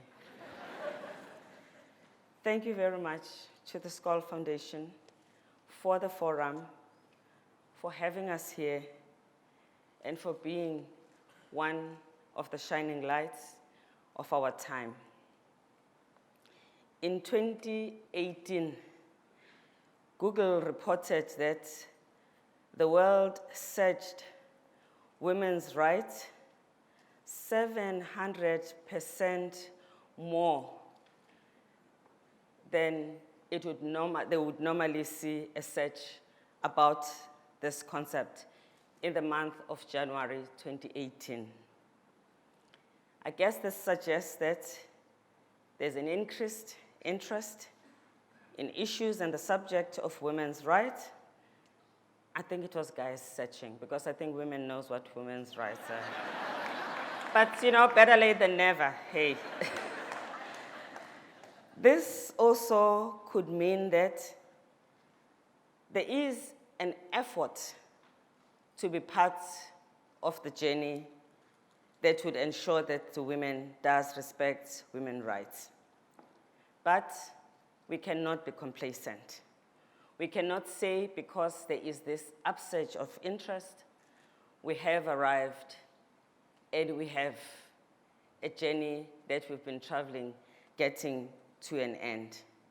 I think we should see this as a moment that we should be turning into a tipping moment, because we know that it would take much more for us to change the systems and the structures that impinge gender equality. But we also have to be opportunistic. When we see a moment, turn it into something formidable. When we look at sexual harassment and abuse, and I want to focus just on sexual violence, sexual harassment and abuse just at work, because it's much more difficult for people like us to deal with it at home. But workplace is an institution. This is a workplace hazard. Like if there isn't an air condition at work, someone has to take responsibility to do something about it, to fix it, and be accountable. So it should not be left to the women to fight for themselves. It should also not be left to the perpetrator to decide how they are going to deal with it. Perpetrator must take responsibility, but the institution, the Department of Labor, the minister responsible for employment, the shareholders, the customers, all have a stake in making sure that we bring about systemic change.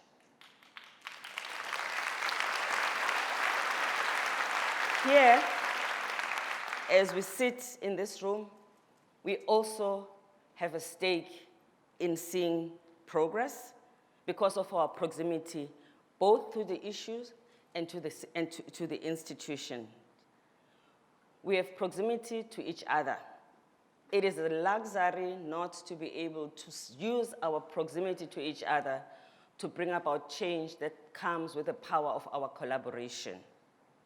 We have proximity to the women and girls that we seek to support and to ensure that they are not abused in any manner. We have proximity also to the powers that be in different ways.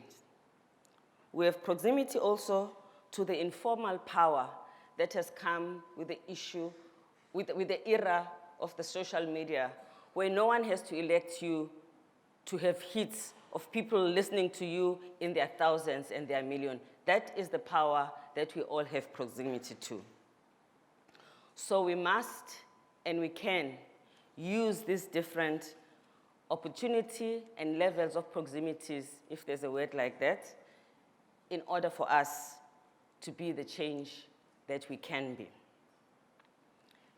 Some time back, in my other life, I was a Minister of Mines and Energy in South Africa. That was at the time of the height of blood diamonds, especially in Angola, DRC, and Sierra Leone.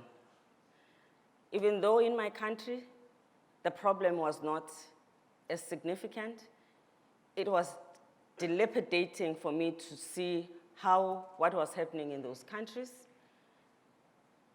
Not only was the problem of abuse of rights and deaths and killing and disruptions of communities, but those governments also had no revenue to collect because this one resource they had that they could use to run their economies was slipping through their hands because of the way it was traded.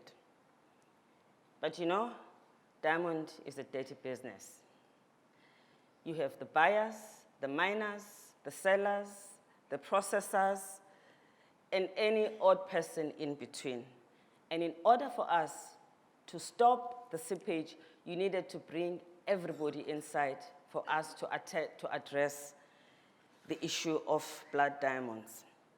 To cut the story short, we ended up with something that is called the Kimberley process. Some of you may know about it, which helped us to track the diamonds from the mine to the finger and to market so that we were able to separate illegally traded diamonds. That, for me, is one of the many complex processes I've ever been involved in. But at that time, there was so much concern in the world about the issue. There was a tipping moment, an opportunity, but that no country could do anything about by itself. We needed to come together, force everybody inside the tent, and take the matter forward. On the issues of gender equality, we need everybody inside the tent in order for us to pull all the strengths together because we are all affected in different ways. Today is Equal Pay Day, another injustice that needs complex solution, and yet there's a potential tipping point. It depends what we do and can do with the moment. Today, the average on the equal pay gap in the world is 23%.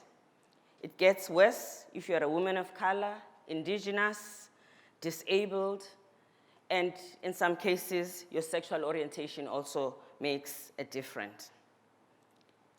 This is a problem that has a solution, and frankly, this is robbery. The fact that women work as hard as men, and they are not paid for selling their labor to the same bidder doing exactly the same work, and the different laws that hinder women's economic remuneration of different sorts requires all of us to be inside the tent, to use our proximity to the different stakeholders from trade unions, who should be able, at this point in history, to be fighting as much for higher wages as it should be a fight for equal wages. Because once this issue is in the bargaining chamber, you actually begin to deal with it in a different way. This is an issue, again, of customers who care about equality. This is an issue for shareholders. But just like the issue of sexual violence and the issue of equal pay are complex and significant, they also need all of us as society to come together, because I feel we have reached a point in the struggle for gender equality, other than being exhausted as women, because it has been hard. But we have reached a point where in South Africa, we would say this is a time for truth and reconciliation. But I want to call it the time for truth and correction.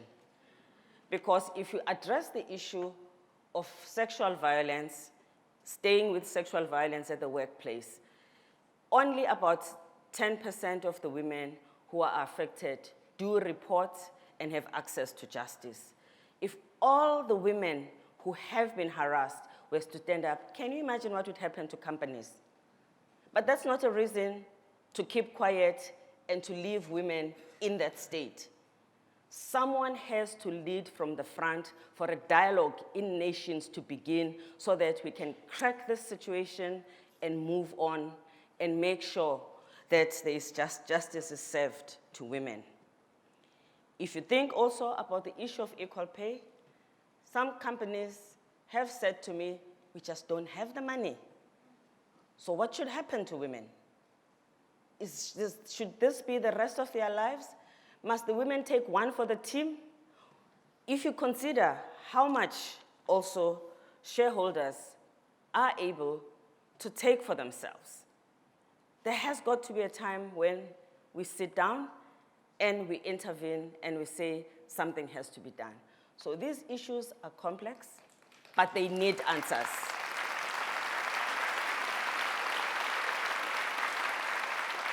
And you cannot leave it to civil society, women's organizations who only have placards sometimes to fight with, who have done everything in their power.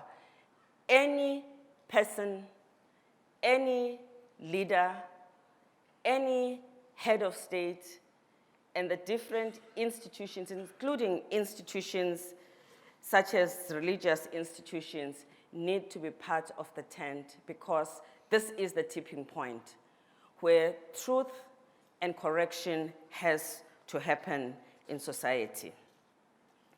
Let us take the issue of forced early marriage of children. Children that are being married off to people that are old enough to be their fathers, their grandfathers, and generally their caregivers. This is a practice that is sanctioned by society in the presence of their parents, sometimes governments, communities, traditional leaders, etc. To turn around this situation, we now know what are the building blocks and the interventions that are critical. There are people in this audience who have worked very hard to take us where we are today, where we're beginning to see the decline of the practice in some parts of the world. But we cannot leave the next generation and our children in this situation. This is a battle we have to win, and we are the ones that must win this generation. This battle in this generation. But it does mean we have to bring everybody inside that can help us with solutions. One thing I learned from Nelson Mandela was the importance of working with people you disagree with when you need a solution. Many of these problems that have to do with gender inequality do require that the people we disagree with need to be part of the solution, which is why we also reach out to men and boys, not because they have to protect women, because they have got to do their duty. And thankfully, there's an increasing number of good men who are making a difference, but not enough. We therefore, whether you're talking about ending violence against women at work and elsewhere, whether you are talking about addressing the issue of equal pay and the denial of women of the remuneration that they've worked for, whether you are talking about child marriage and forced marriage of children to people that are old enough to be their parents, these are complex issues, and these issues have got answers, and we need everybody to be part of finding a solution. We also need effective use of data and evidence so that we are able to work in a targeted way. We did a study towards the end of last year, tracking the implementation of the SDGs and the implementation and the impact on women and girls in 85 countries. And we're in particular looking at what is happening to poverty. We found that women between the ages of 24 and 35 remained the poorest people on earth. And the reason why, and this was in all countries, rich and poor countries. And the reason for that was because of motherhood, of the burden of care. Because at that age, they are struggling to raise a family on one hand, and they are trying also to settle in the labor market. They have older parents to look after, and they become leaders in their community. And any of the little things in the community and the big things that other people do not want to do, they end up with them. And for that, they get marginalized from active economic benefits. These women are young enough to actually start their lives all over again because they have a long life ahead of them. So it is important to take correctional action and to make sure that we can support them. What this means to us, and I think to many of you who follow this issue, is that the issue of the care economy and the burden of care has a significant impact on the future of our economies, but devastating impact on the lives of women. And these are some of the big challenges of our time that need us to find solution, not just to reduce, but actually to end these practices. Because in each one of them, where we find a solution, the benefits are there for everybody. If we end violence against women, we all know the upside of that. If we address unequal pay, we all know the upside of that for economies, for families, for health, for education. If we address unpaid care work, we also know the benefits and the upside. I chose those three examples to illustrate that some of these complex things for which our proximity gives us a unique possibility to provide solutions are killing our nations, and yet this is where lies the answers that can give us some of the big advantages that we need in society. So this is 2018. They are searching for the meaning of women's rights in an unprecedented manner. So there may be a moment only if we take the other steps. This is 2018. We are the first generation with a real possibility to address power relations between men and women in a significant way. This is 2018. We have significant possibility to address poverty of women and girls in a significant way, even if we just focus to this age group of 24 and 35. And this is 2018. We are the first generation the last generation rather, who can do something significant to avert some of the fears that we have that would come for us not paying attention to the challenges of climate change. That makes us special. And that gives us significant and strategic proximity. And I think we should cherish our place in history. Thank you.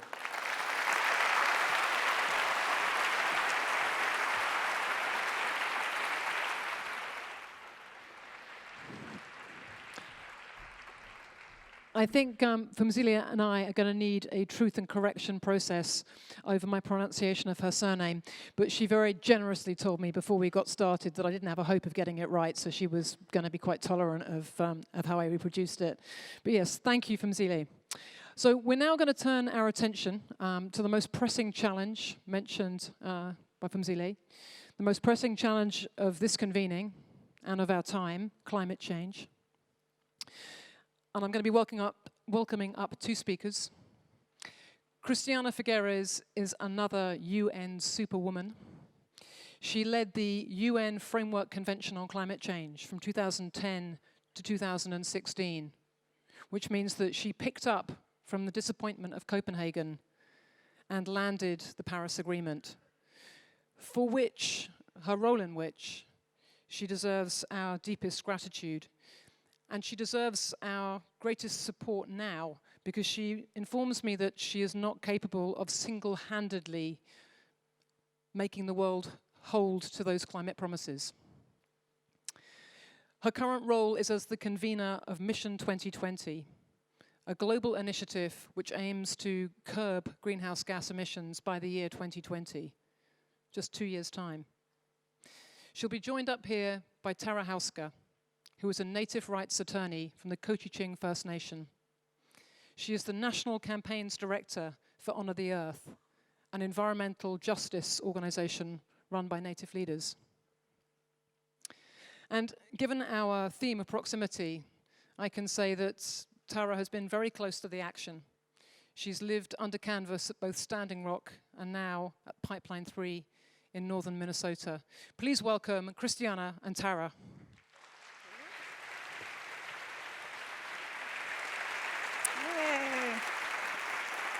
Thank you. Hey.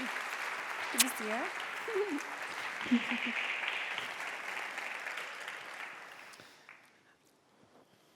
So, proximity. We were thrillingly proximate to President Carter back there. We were. They sort of sat down and then realized he was just a touch away. Actually, we are too far away. We are. Let us increase our proximity. Yeah. Tara. Sure. Better. Much better. Much better. Okay. So I want to start by asking you how you're thinking about this theme of proximity in terms of both of your work on this issue right now. Christiana. You know, when I found out that this was the topic of this year's Skoll Forum, I thought, how fantastic.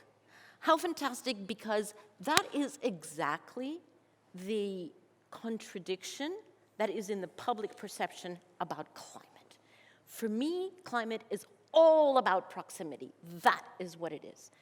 And in the public's eye, unfortunately, all too frequently, there is a sense that climate has absolutely no proximity, that there is no proximity in timing or in geography, that the effects are going to happen 100 years from now and has nothing to do with me, or that the effects are going to happen to, those who live over there, wherever over there is, Bangladesh, India.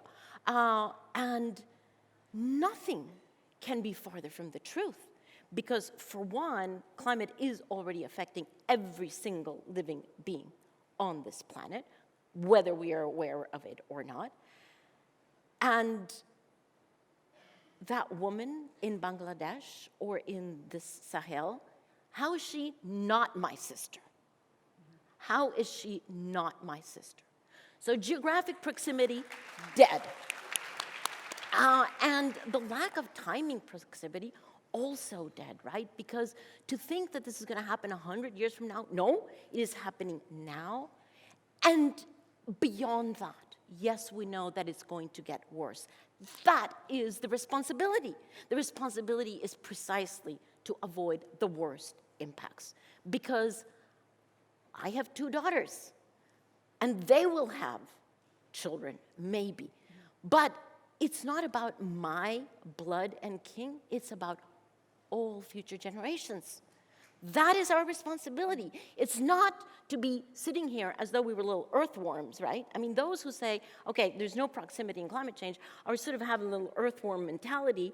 Earthworms are wonderful. They are actually created to live underground, but we were not created to live underground. We were created actually to stand up, and to stand up to our responsibility, to our legacy, to our solidarity. That is why we're human.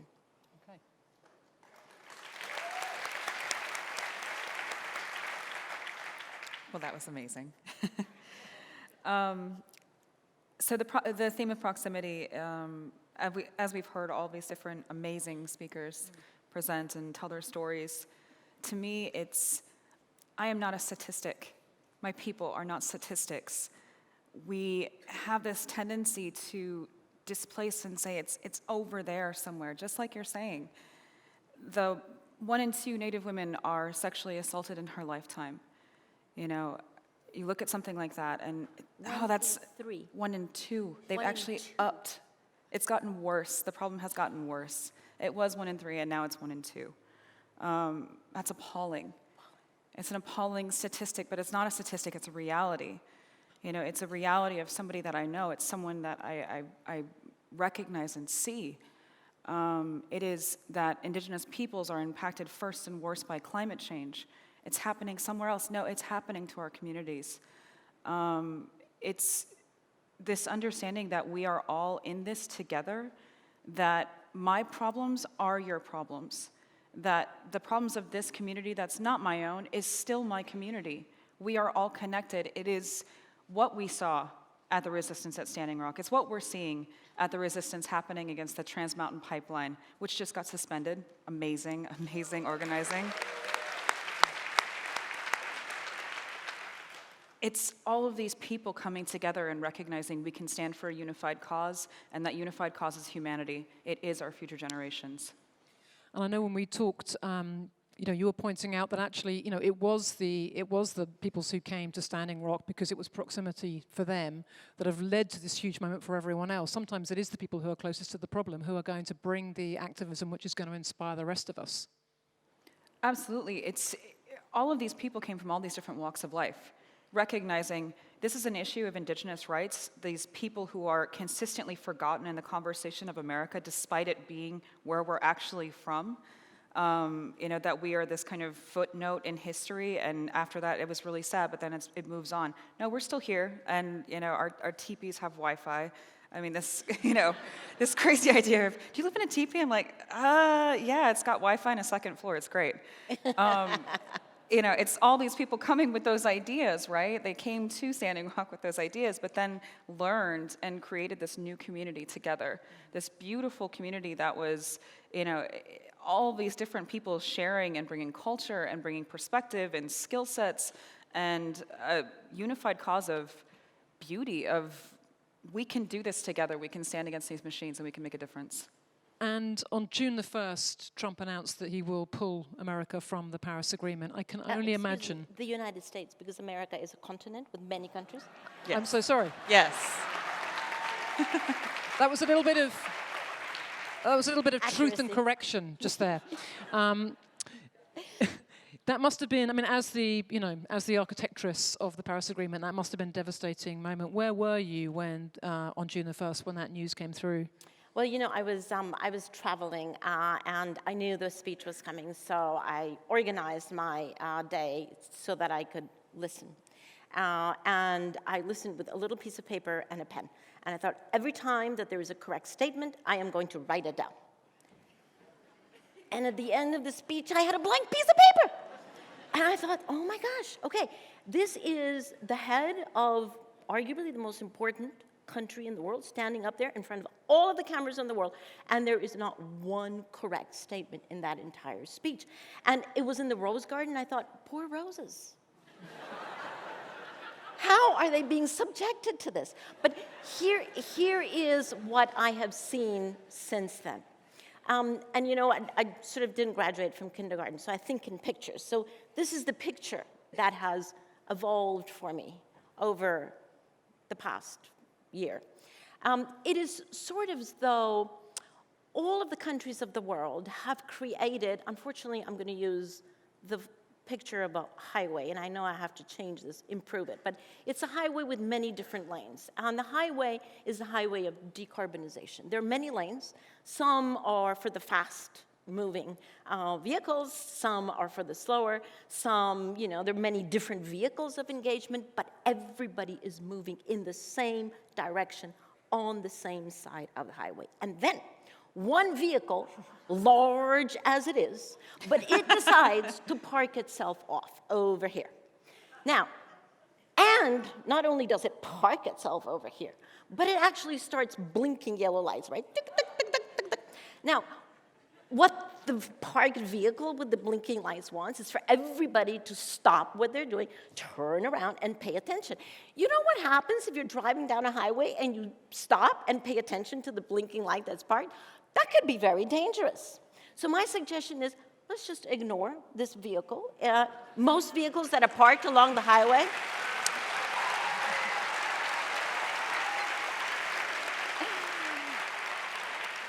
the fact is that most vehicles that are parked on the highway, and particularly if they have blinking lights, they're in some kind of a trouble. So, you know, let them deal with that. In the meantime, most of the US economy is actually still on the highway, certainly all of the other countries, and eventually they'll figure it out and join us. And Tara, I know that you were at Standing Rock when that news came through, and obviously that had very bad consequences for the Dakota pipeline decision-making. But I want to kind of fast forward a little bit, because actually, as well as doing that amazing work on the ground that you were doing there, you also began to kind of track, you know, to kind of like, who else is responsible for this, and who else needs to kind of be held accountable. And I wondered if you wanted to speak to, in fact, actually a good place to start would be, Tara has not been to the UK before. She arrived on Sunday morning, and on Monday, perhaps you can say what you did. On Monday, I met with HSBC, JP Morgan Chase, and Barclays to discuss their investment in tar sands, fossil fuels, and Arctic drilling. Yes.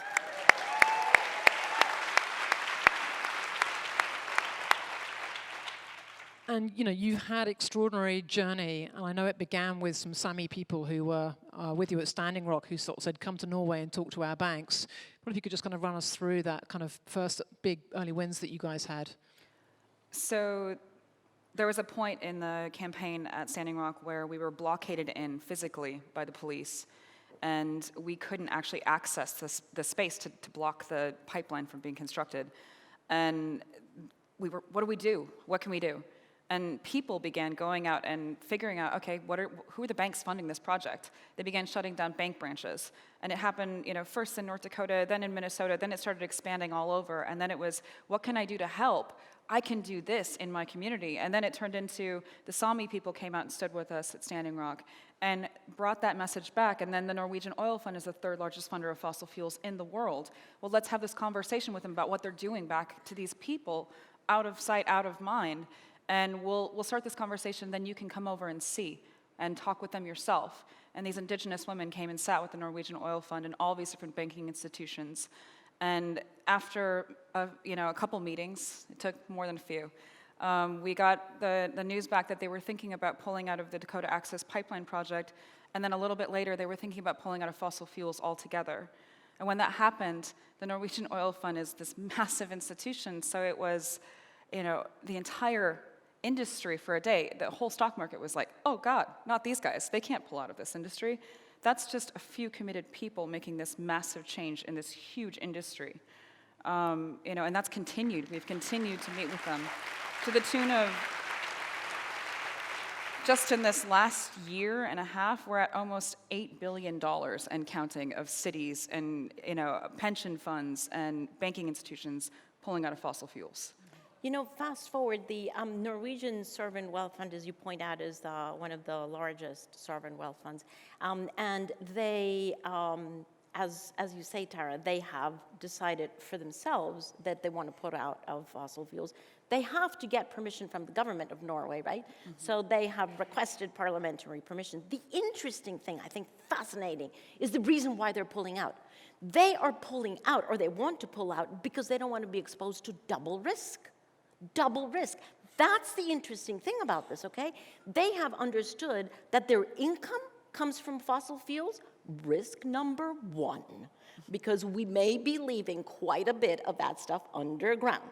And then, of course, they can't afford to take the finance, the capital that comes, the profit that comes from that, and reinvest it into the same industry, because that would be a double risk. So just for the protection of their own, just for, frankly, fiduciary duty, thank heavens, finally being written large, fiduciary duty, and they should see it that way. Now they're saying, okay, hold on, our funding comes, our benefits and all our capital comes from oil and gas, but we cannot afford a double risk. That's very important, right? Because it is the financial arguments that are actually going to win this battle on divesting over to not just lower carbon, lower risk. That's the whole point. And does it give you hope? We have to hit them in the pocketbooks and not in their hearts, right? We can't appeal to their morality, but when you talk about their money, then it's, oh my goodness, I'm so upset. I have to do something about this. You know, you sit in these That's kind of their job. You sit them in these meetings with bankers, and I get to talk with them about the Trans Mountain pipeline being suspended, and their faces were so sad for just a moment. But then you tell them about this horrible cultural genocide that's happening from these projects, and they're like, that seems like a really serious issue. You know, you're like, okay, here's your interests. It really gives me hope when I look at the divestment movement. It's a relatively new movement, and the kind of timetable that we need to be on for this planet, it's exciting to see so much money moving. And this is something which affects all of us. I wonder if I could ask, if you work in finance and investment, can you put your hand up and keep it up? If you work for a grant-making organization, so you handle grants and money, so keep your hands up, you people, then add your hand as well. And if you have money in the bank, add your hand. Yeah, I mean, this affects us all. Yeah. We have so little time. I might ask if we can overrun by even just a couple of minutes. We have 3 minutes left. I have so much that we need to kind of speak about, but I'm going to move us on again. The role of women. This is such an urgent crisis. We've got 2 years to get on track with the Paris Agreement, to kind of wake up the hearts and minds and wallets of individuals, of communities, of societies, of organizations. What is the role of women in this? Because I feel like there's been a very male and technocratic approach to climate change up until this point. Do either of you want to comment on that? I can jump in. Yes, and. Yes, that I do think that the increasing from where I sat at the UN, I could literally see in the participation in the negotiations over the 6 years that took the negotiation of the Paris Agreement, I could literally see the increase of women participating in the negotiations. Good on that, right? And I do think that women have a certain propensity to think or to act more collaboratively, to engage in collective leadership, to be much more inclusive, much more empathetic, much more long-term thinking because of our biology. So we do have a certain propensity to that. However, I do also want to point out that just because women are sitting on the table, that is no guarantee that we're actually going to address these issues, okay? And secondly, it is frankly unfair to have thousands of years of our history in which we have discriminated against women, and now all of a sudden we're waking up and we're going, right, women are going to bring peace to the world and they're going to save the planet. I thought we just discriminated against them for thousands of years. But we are, aren't we? Well, I mean, to be fair. In collaboration. No, I actually do think it's important that we recognize what I would call these feminine traits, and I wish we had other name for it, that need to be present in women and in men. And didn't we just hear President Carter, right, speaking about love, speaking about equality? Those are the traits, then whether it comes from a man or a woman, that is what is going to get us there. So it's not just about having women, it's about the traits that we bring.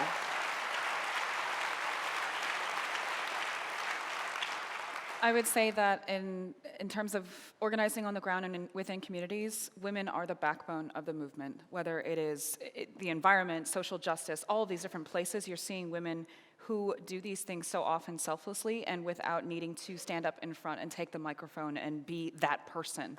You know, a story I like to look back to is when they first started bringing in the machines in North Dakota. And they were like, what do we do? There was all these people standing there, just a little group of people. What do we do? And they're all arguing, and all these men were all, doing their thing. These 4 women just jumped the fences and just went in front and stood in front of the machines. Like, that's how simple it was. It was like, all right, I'm done with this. We're going to go do that. Because this is happening right now. We have a duty to our future generations. Yeah, we do. Like, this is real, and we cannot sit there waiting. We have to actually assert ourselves, and whether it's behind the scenes doing all of the organizing, whether it's being supportive and feeding people as they're doing this difficult work, women are asserting themselves in a way that I think is really powerful and so needed at this time in history. Totally agree. And men need to be there also. Yes. At the front line. With the time that we don't have left, what I'd like to do is this is the beginning of the amazing Skoll World Forum, and over the next 2-3 days, all these incredible people who've come from all over the world are going to be in session with each other, in conversation. What do you want to implant in their hearts and their minds that will be in conversation over the course of the conference, and that they will take home with them back to their workplaces, back to their places of worship, back to their schools, back to their homes? What do you want to charge this conference with? What is their responsibility? You can go first. I would like to burst the bubble that addressing climate change is somebody else's responsibility, right? I think we need to all jump over that fence and get there right in front of that machinery. So what does that look like for all of us? Let me say 4 things, perhaps. If you are still eating meat every day, you are advocating your responsibility. Simple as that. I think somebody agrees with you. In fact, I think many people agree with you. If you are using your own gas-guzzling vehicle to get to and from everywhere you go on your own, you are abdicating your responsibility. If you are, to pick up Tara's point, if you are managing funds or if you have your disposable capital and any of that is invested in high carbon, you are advocating responsibility. Find out where your money is. Do not abdicate that responsibility. And finally, for all of us who have the privilege of living in countries with democratic countries, because not everybody has a democratic system, if you are not actively advocating and voting for political leaders that act on climate change, you're not just advocating responsibility, you are complicit to a crime.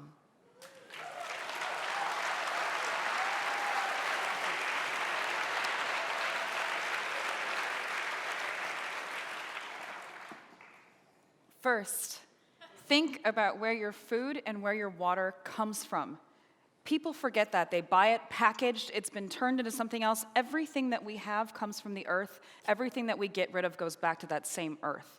We have a responsibility to actually know where these things come from and to understand that if those places are contaminated, if they're extracted, if they're destroyed, that affects you also. It is not just our problem, it is your problem. Second, think about your consumption. How much do you really need? How much do we all need to actually survive? Our consumption rate is so out of control in westernized society. It is amazing how people just continually think that buying things will fill that soul, that it'll make you happy. That is not what happiness is. That will never, ever make you fully happy. So consumption is out of control. Third, wake up and look at what's happening around you. Not only in your environment and spending time with actually, oh, there's the sun and there's trees and there's the world. Actually spend time and think, What is happening in my local governance system? Who's sitting on the school board? Who is teaching my children? Who's responsible for creating that curriculum? What are we putting for the next generation? What are we giving the next generation? How are we actually engaging in that and not just sitting back and looking at the very top? Because top-down organizing, it's not enough and it's not working. And last, I hope that we can all take it upon ourselves to teach and accept the truth, both past and present. We need to change how we are living and how we are understanding each other. An inclusive society cannot be inclusive unless we are all sitting at the table.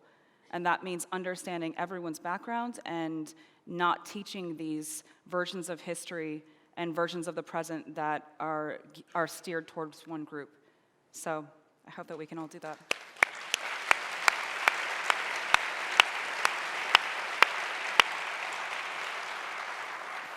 Thank you. We are behind. Close? We are. Can I do 30 seconds? You may.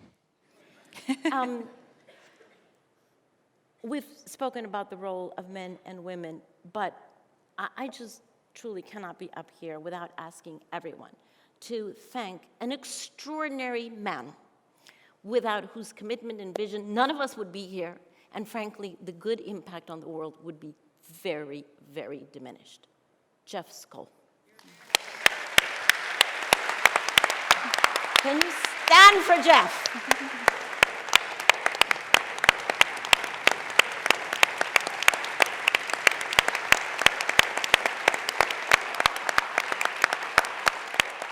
So fantastic.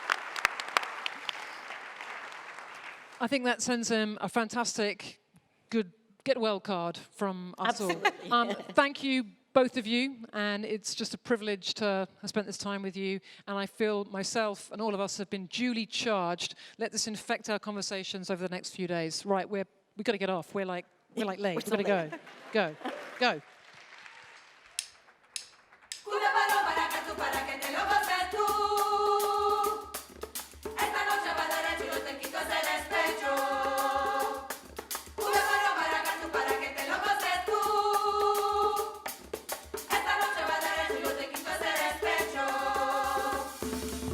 Created by 4 women across South and North America, LADAMA is creating Latin alternative music with a modern twist.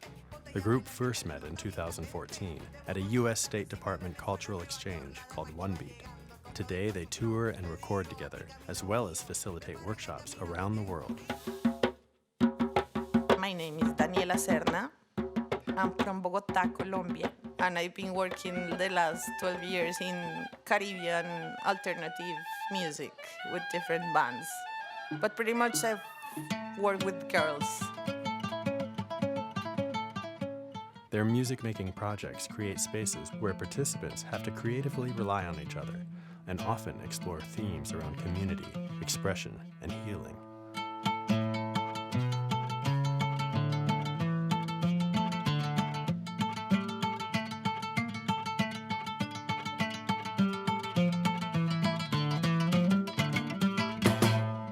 Being with LADAMA, being with 3 women that are from completely different places, gives you like a different perspective of things.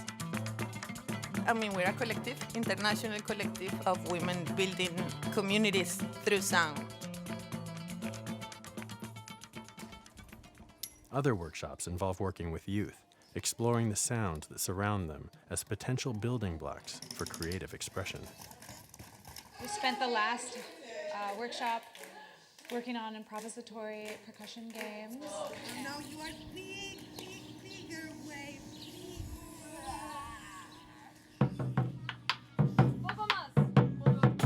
These workshops are basically creation workshops, and they differ group to group because every group is different, and every group wants to do something different.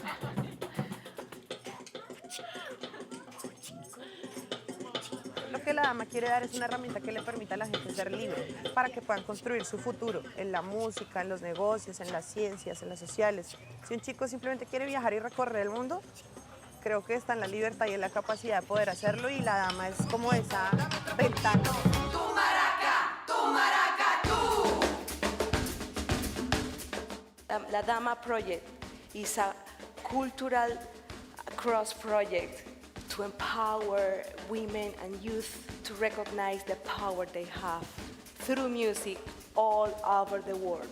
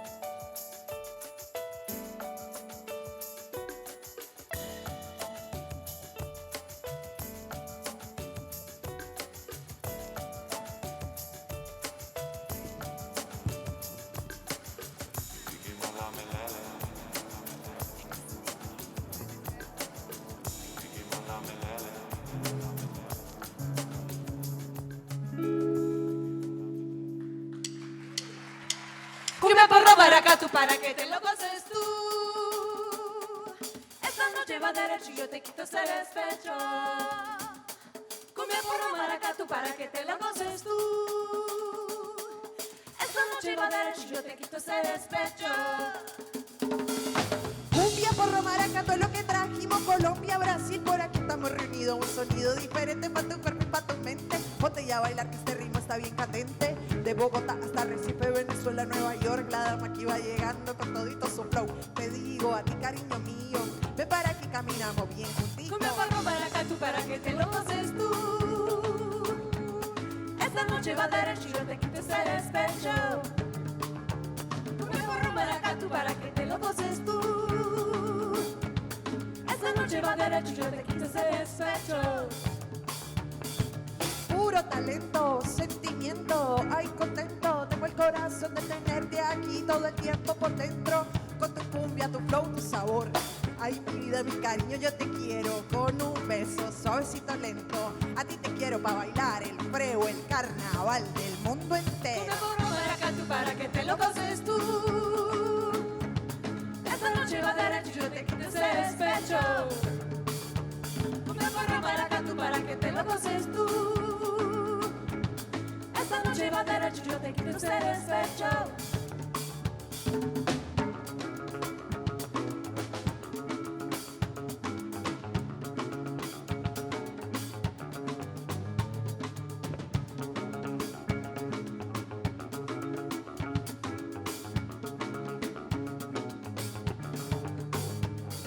Cógeme este pasito y bailemos bien riquito.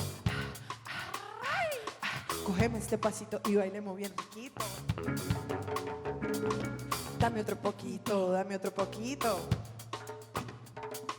Dame otro poquito, dame otro poquito. Cógeme este pasito y bailemos bien riquito. Cógeme este pasito y bailemos bien riquito. Dame otro poquito, dame otro poquito.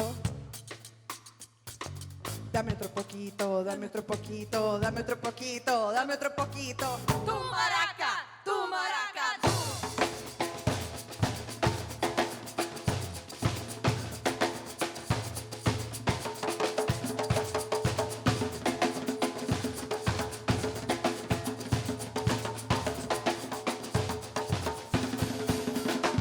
Cumbia, porro, maracatu para que te lo goces tú.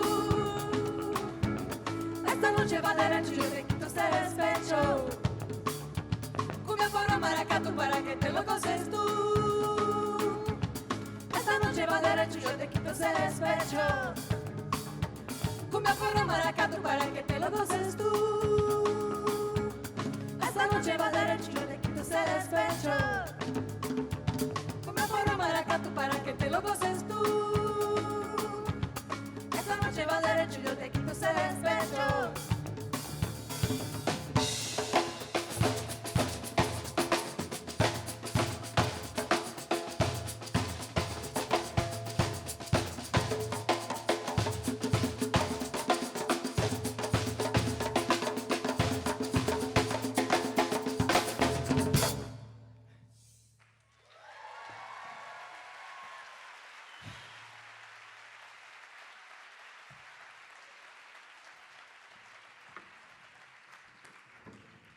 Good evening, everyone.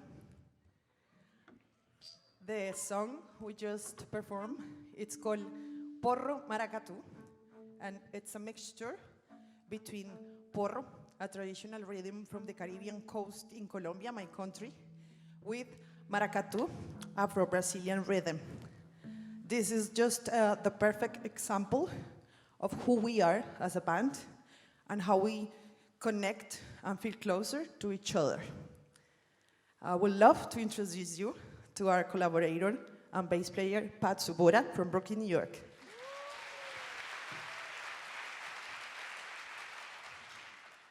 We are LADAMA, 4 women from 4 different countries. Sarah Lucas from Brooklyn, New York.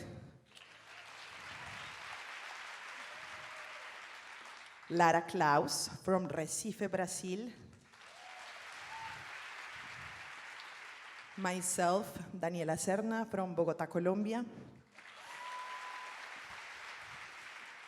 And our 4th member, 4th woman, is unable to be here, Mafer Bandola. She is from Barquisimeto, Venezuela. She was unable to procure her visa. It's our reality. So thank you, Skoll, for having us. The next song is called Elo. Elo, in Portuguese, means bond. And this song is about the importance of making a bond with each other. And I think this song translates what LADAMA is as a band. And it is in our record, LADAMA.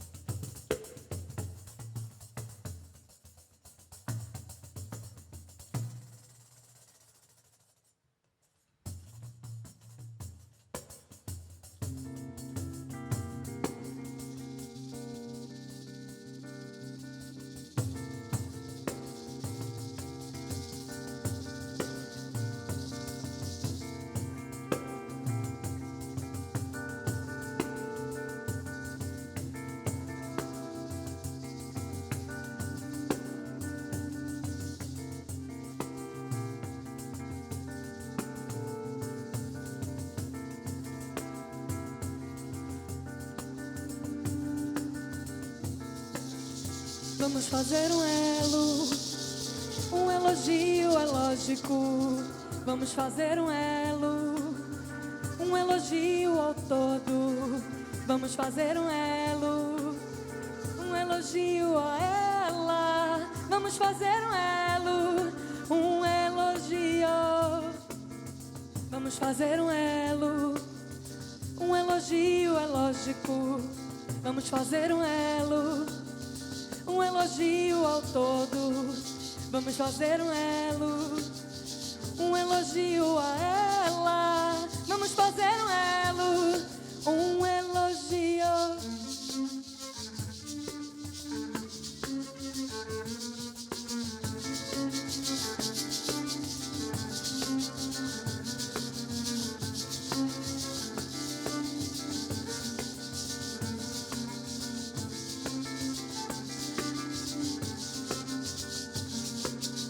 Vamos fazer um elo, um elogio é lógico, é louco de longe, longe do todo, perto do nada, sem nada dever. O cachimbo da vela, o carimbo, a chancela, o elo que ela se engata a você. Para!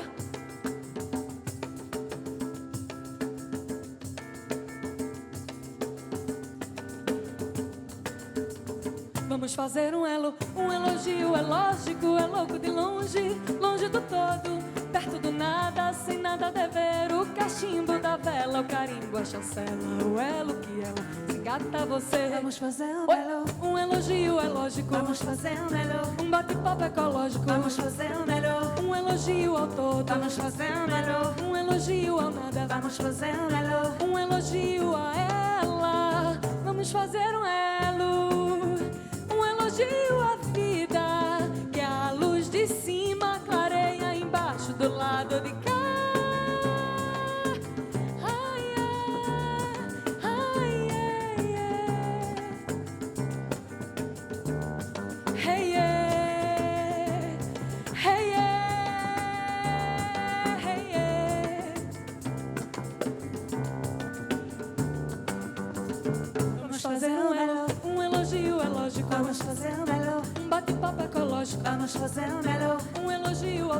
Vamos fazer um elo, um elogio ao Mabel. Vamos fazer um elo, um elogio a ela. Vamos fazer um elo, um elogio à vida, que a luz de cima clareia embaixo do lado de cá.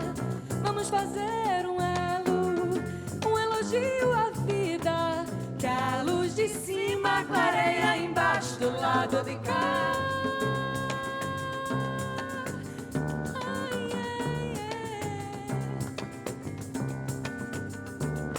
Hey, yeah. Hey, yeah. Hey, yeah.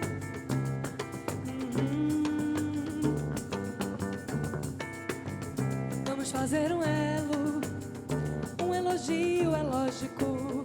Vamos fazer um elo, um elogio ao todo. Vamos fazer um elo, um elogio a ela.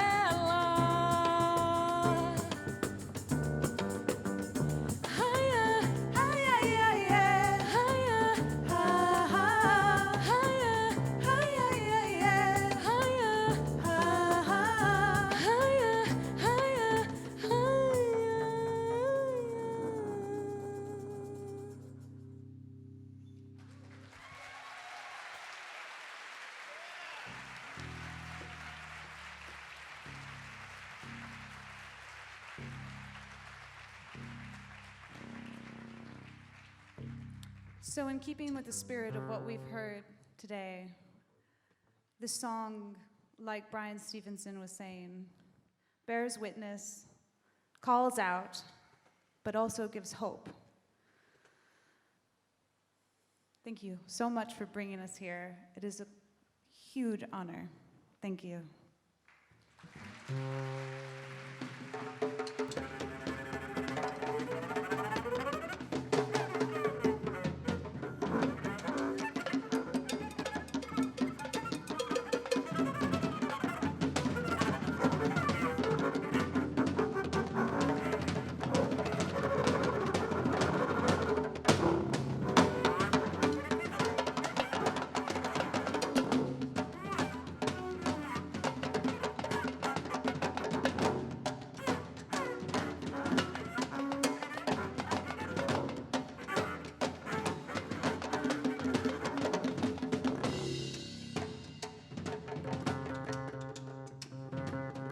Are we living at an age of progress, or a footprint of the past? 1,000 other eyes are open wide, and we're begging to be fed.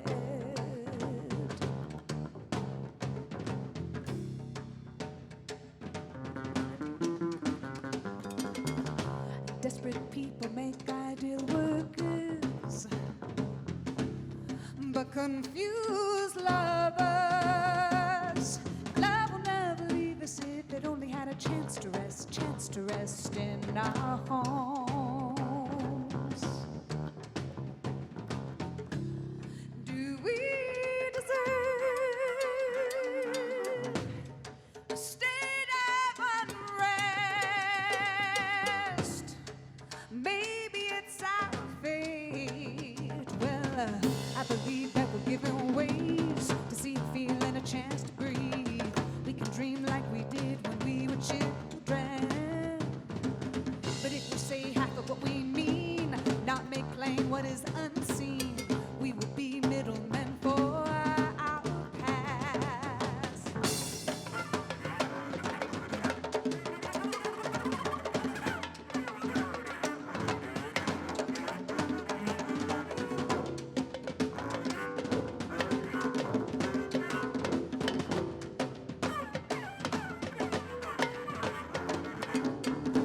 Can we use these arms for bracing? Or do we bury them in the sand? And are we gonna wait to see who will come a knocking on our doors?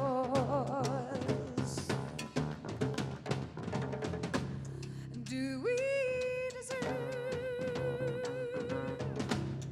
a state of unrest? Maybe it's our fate. Well,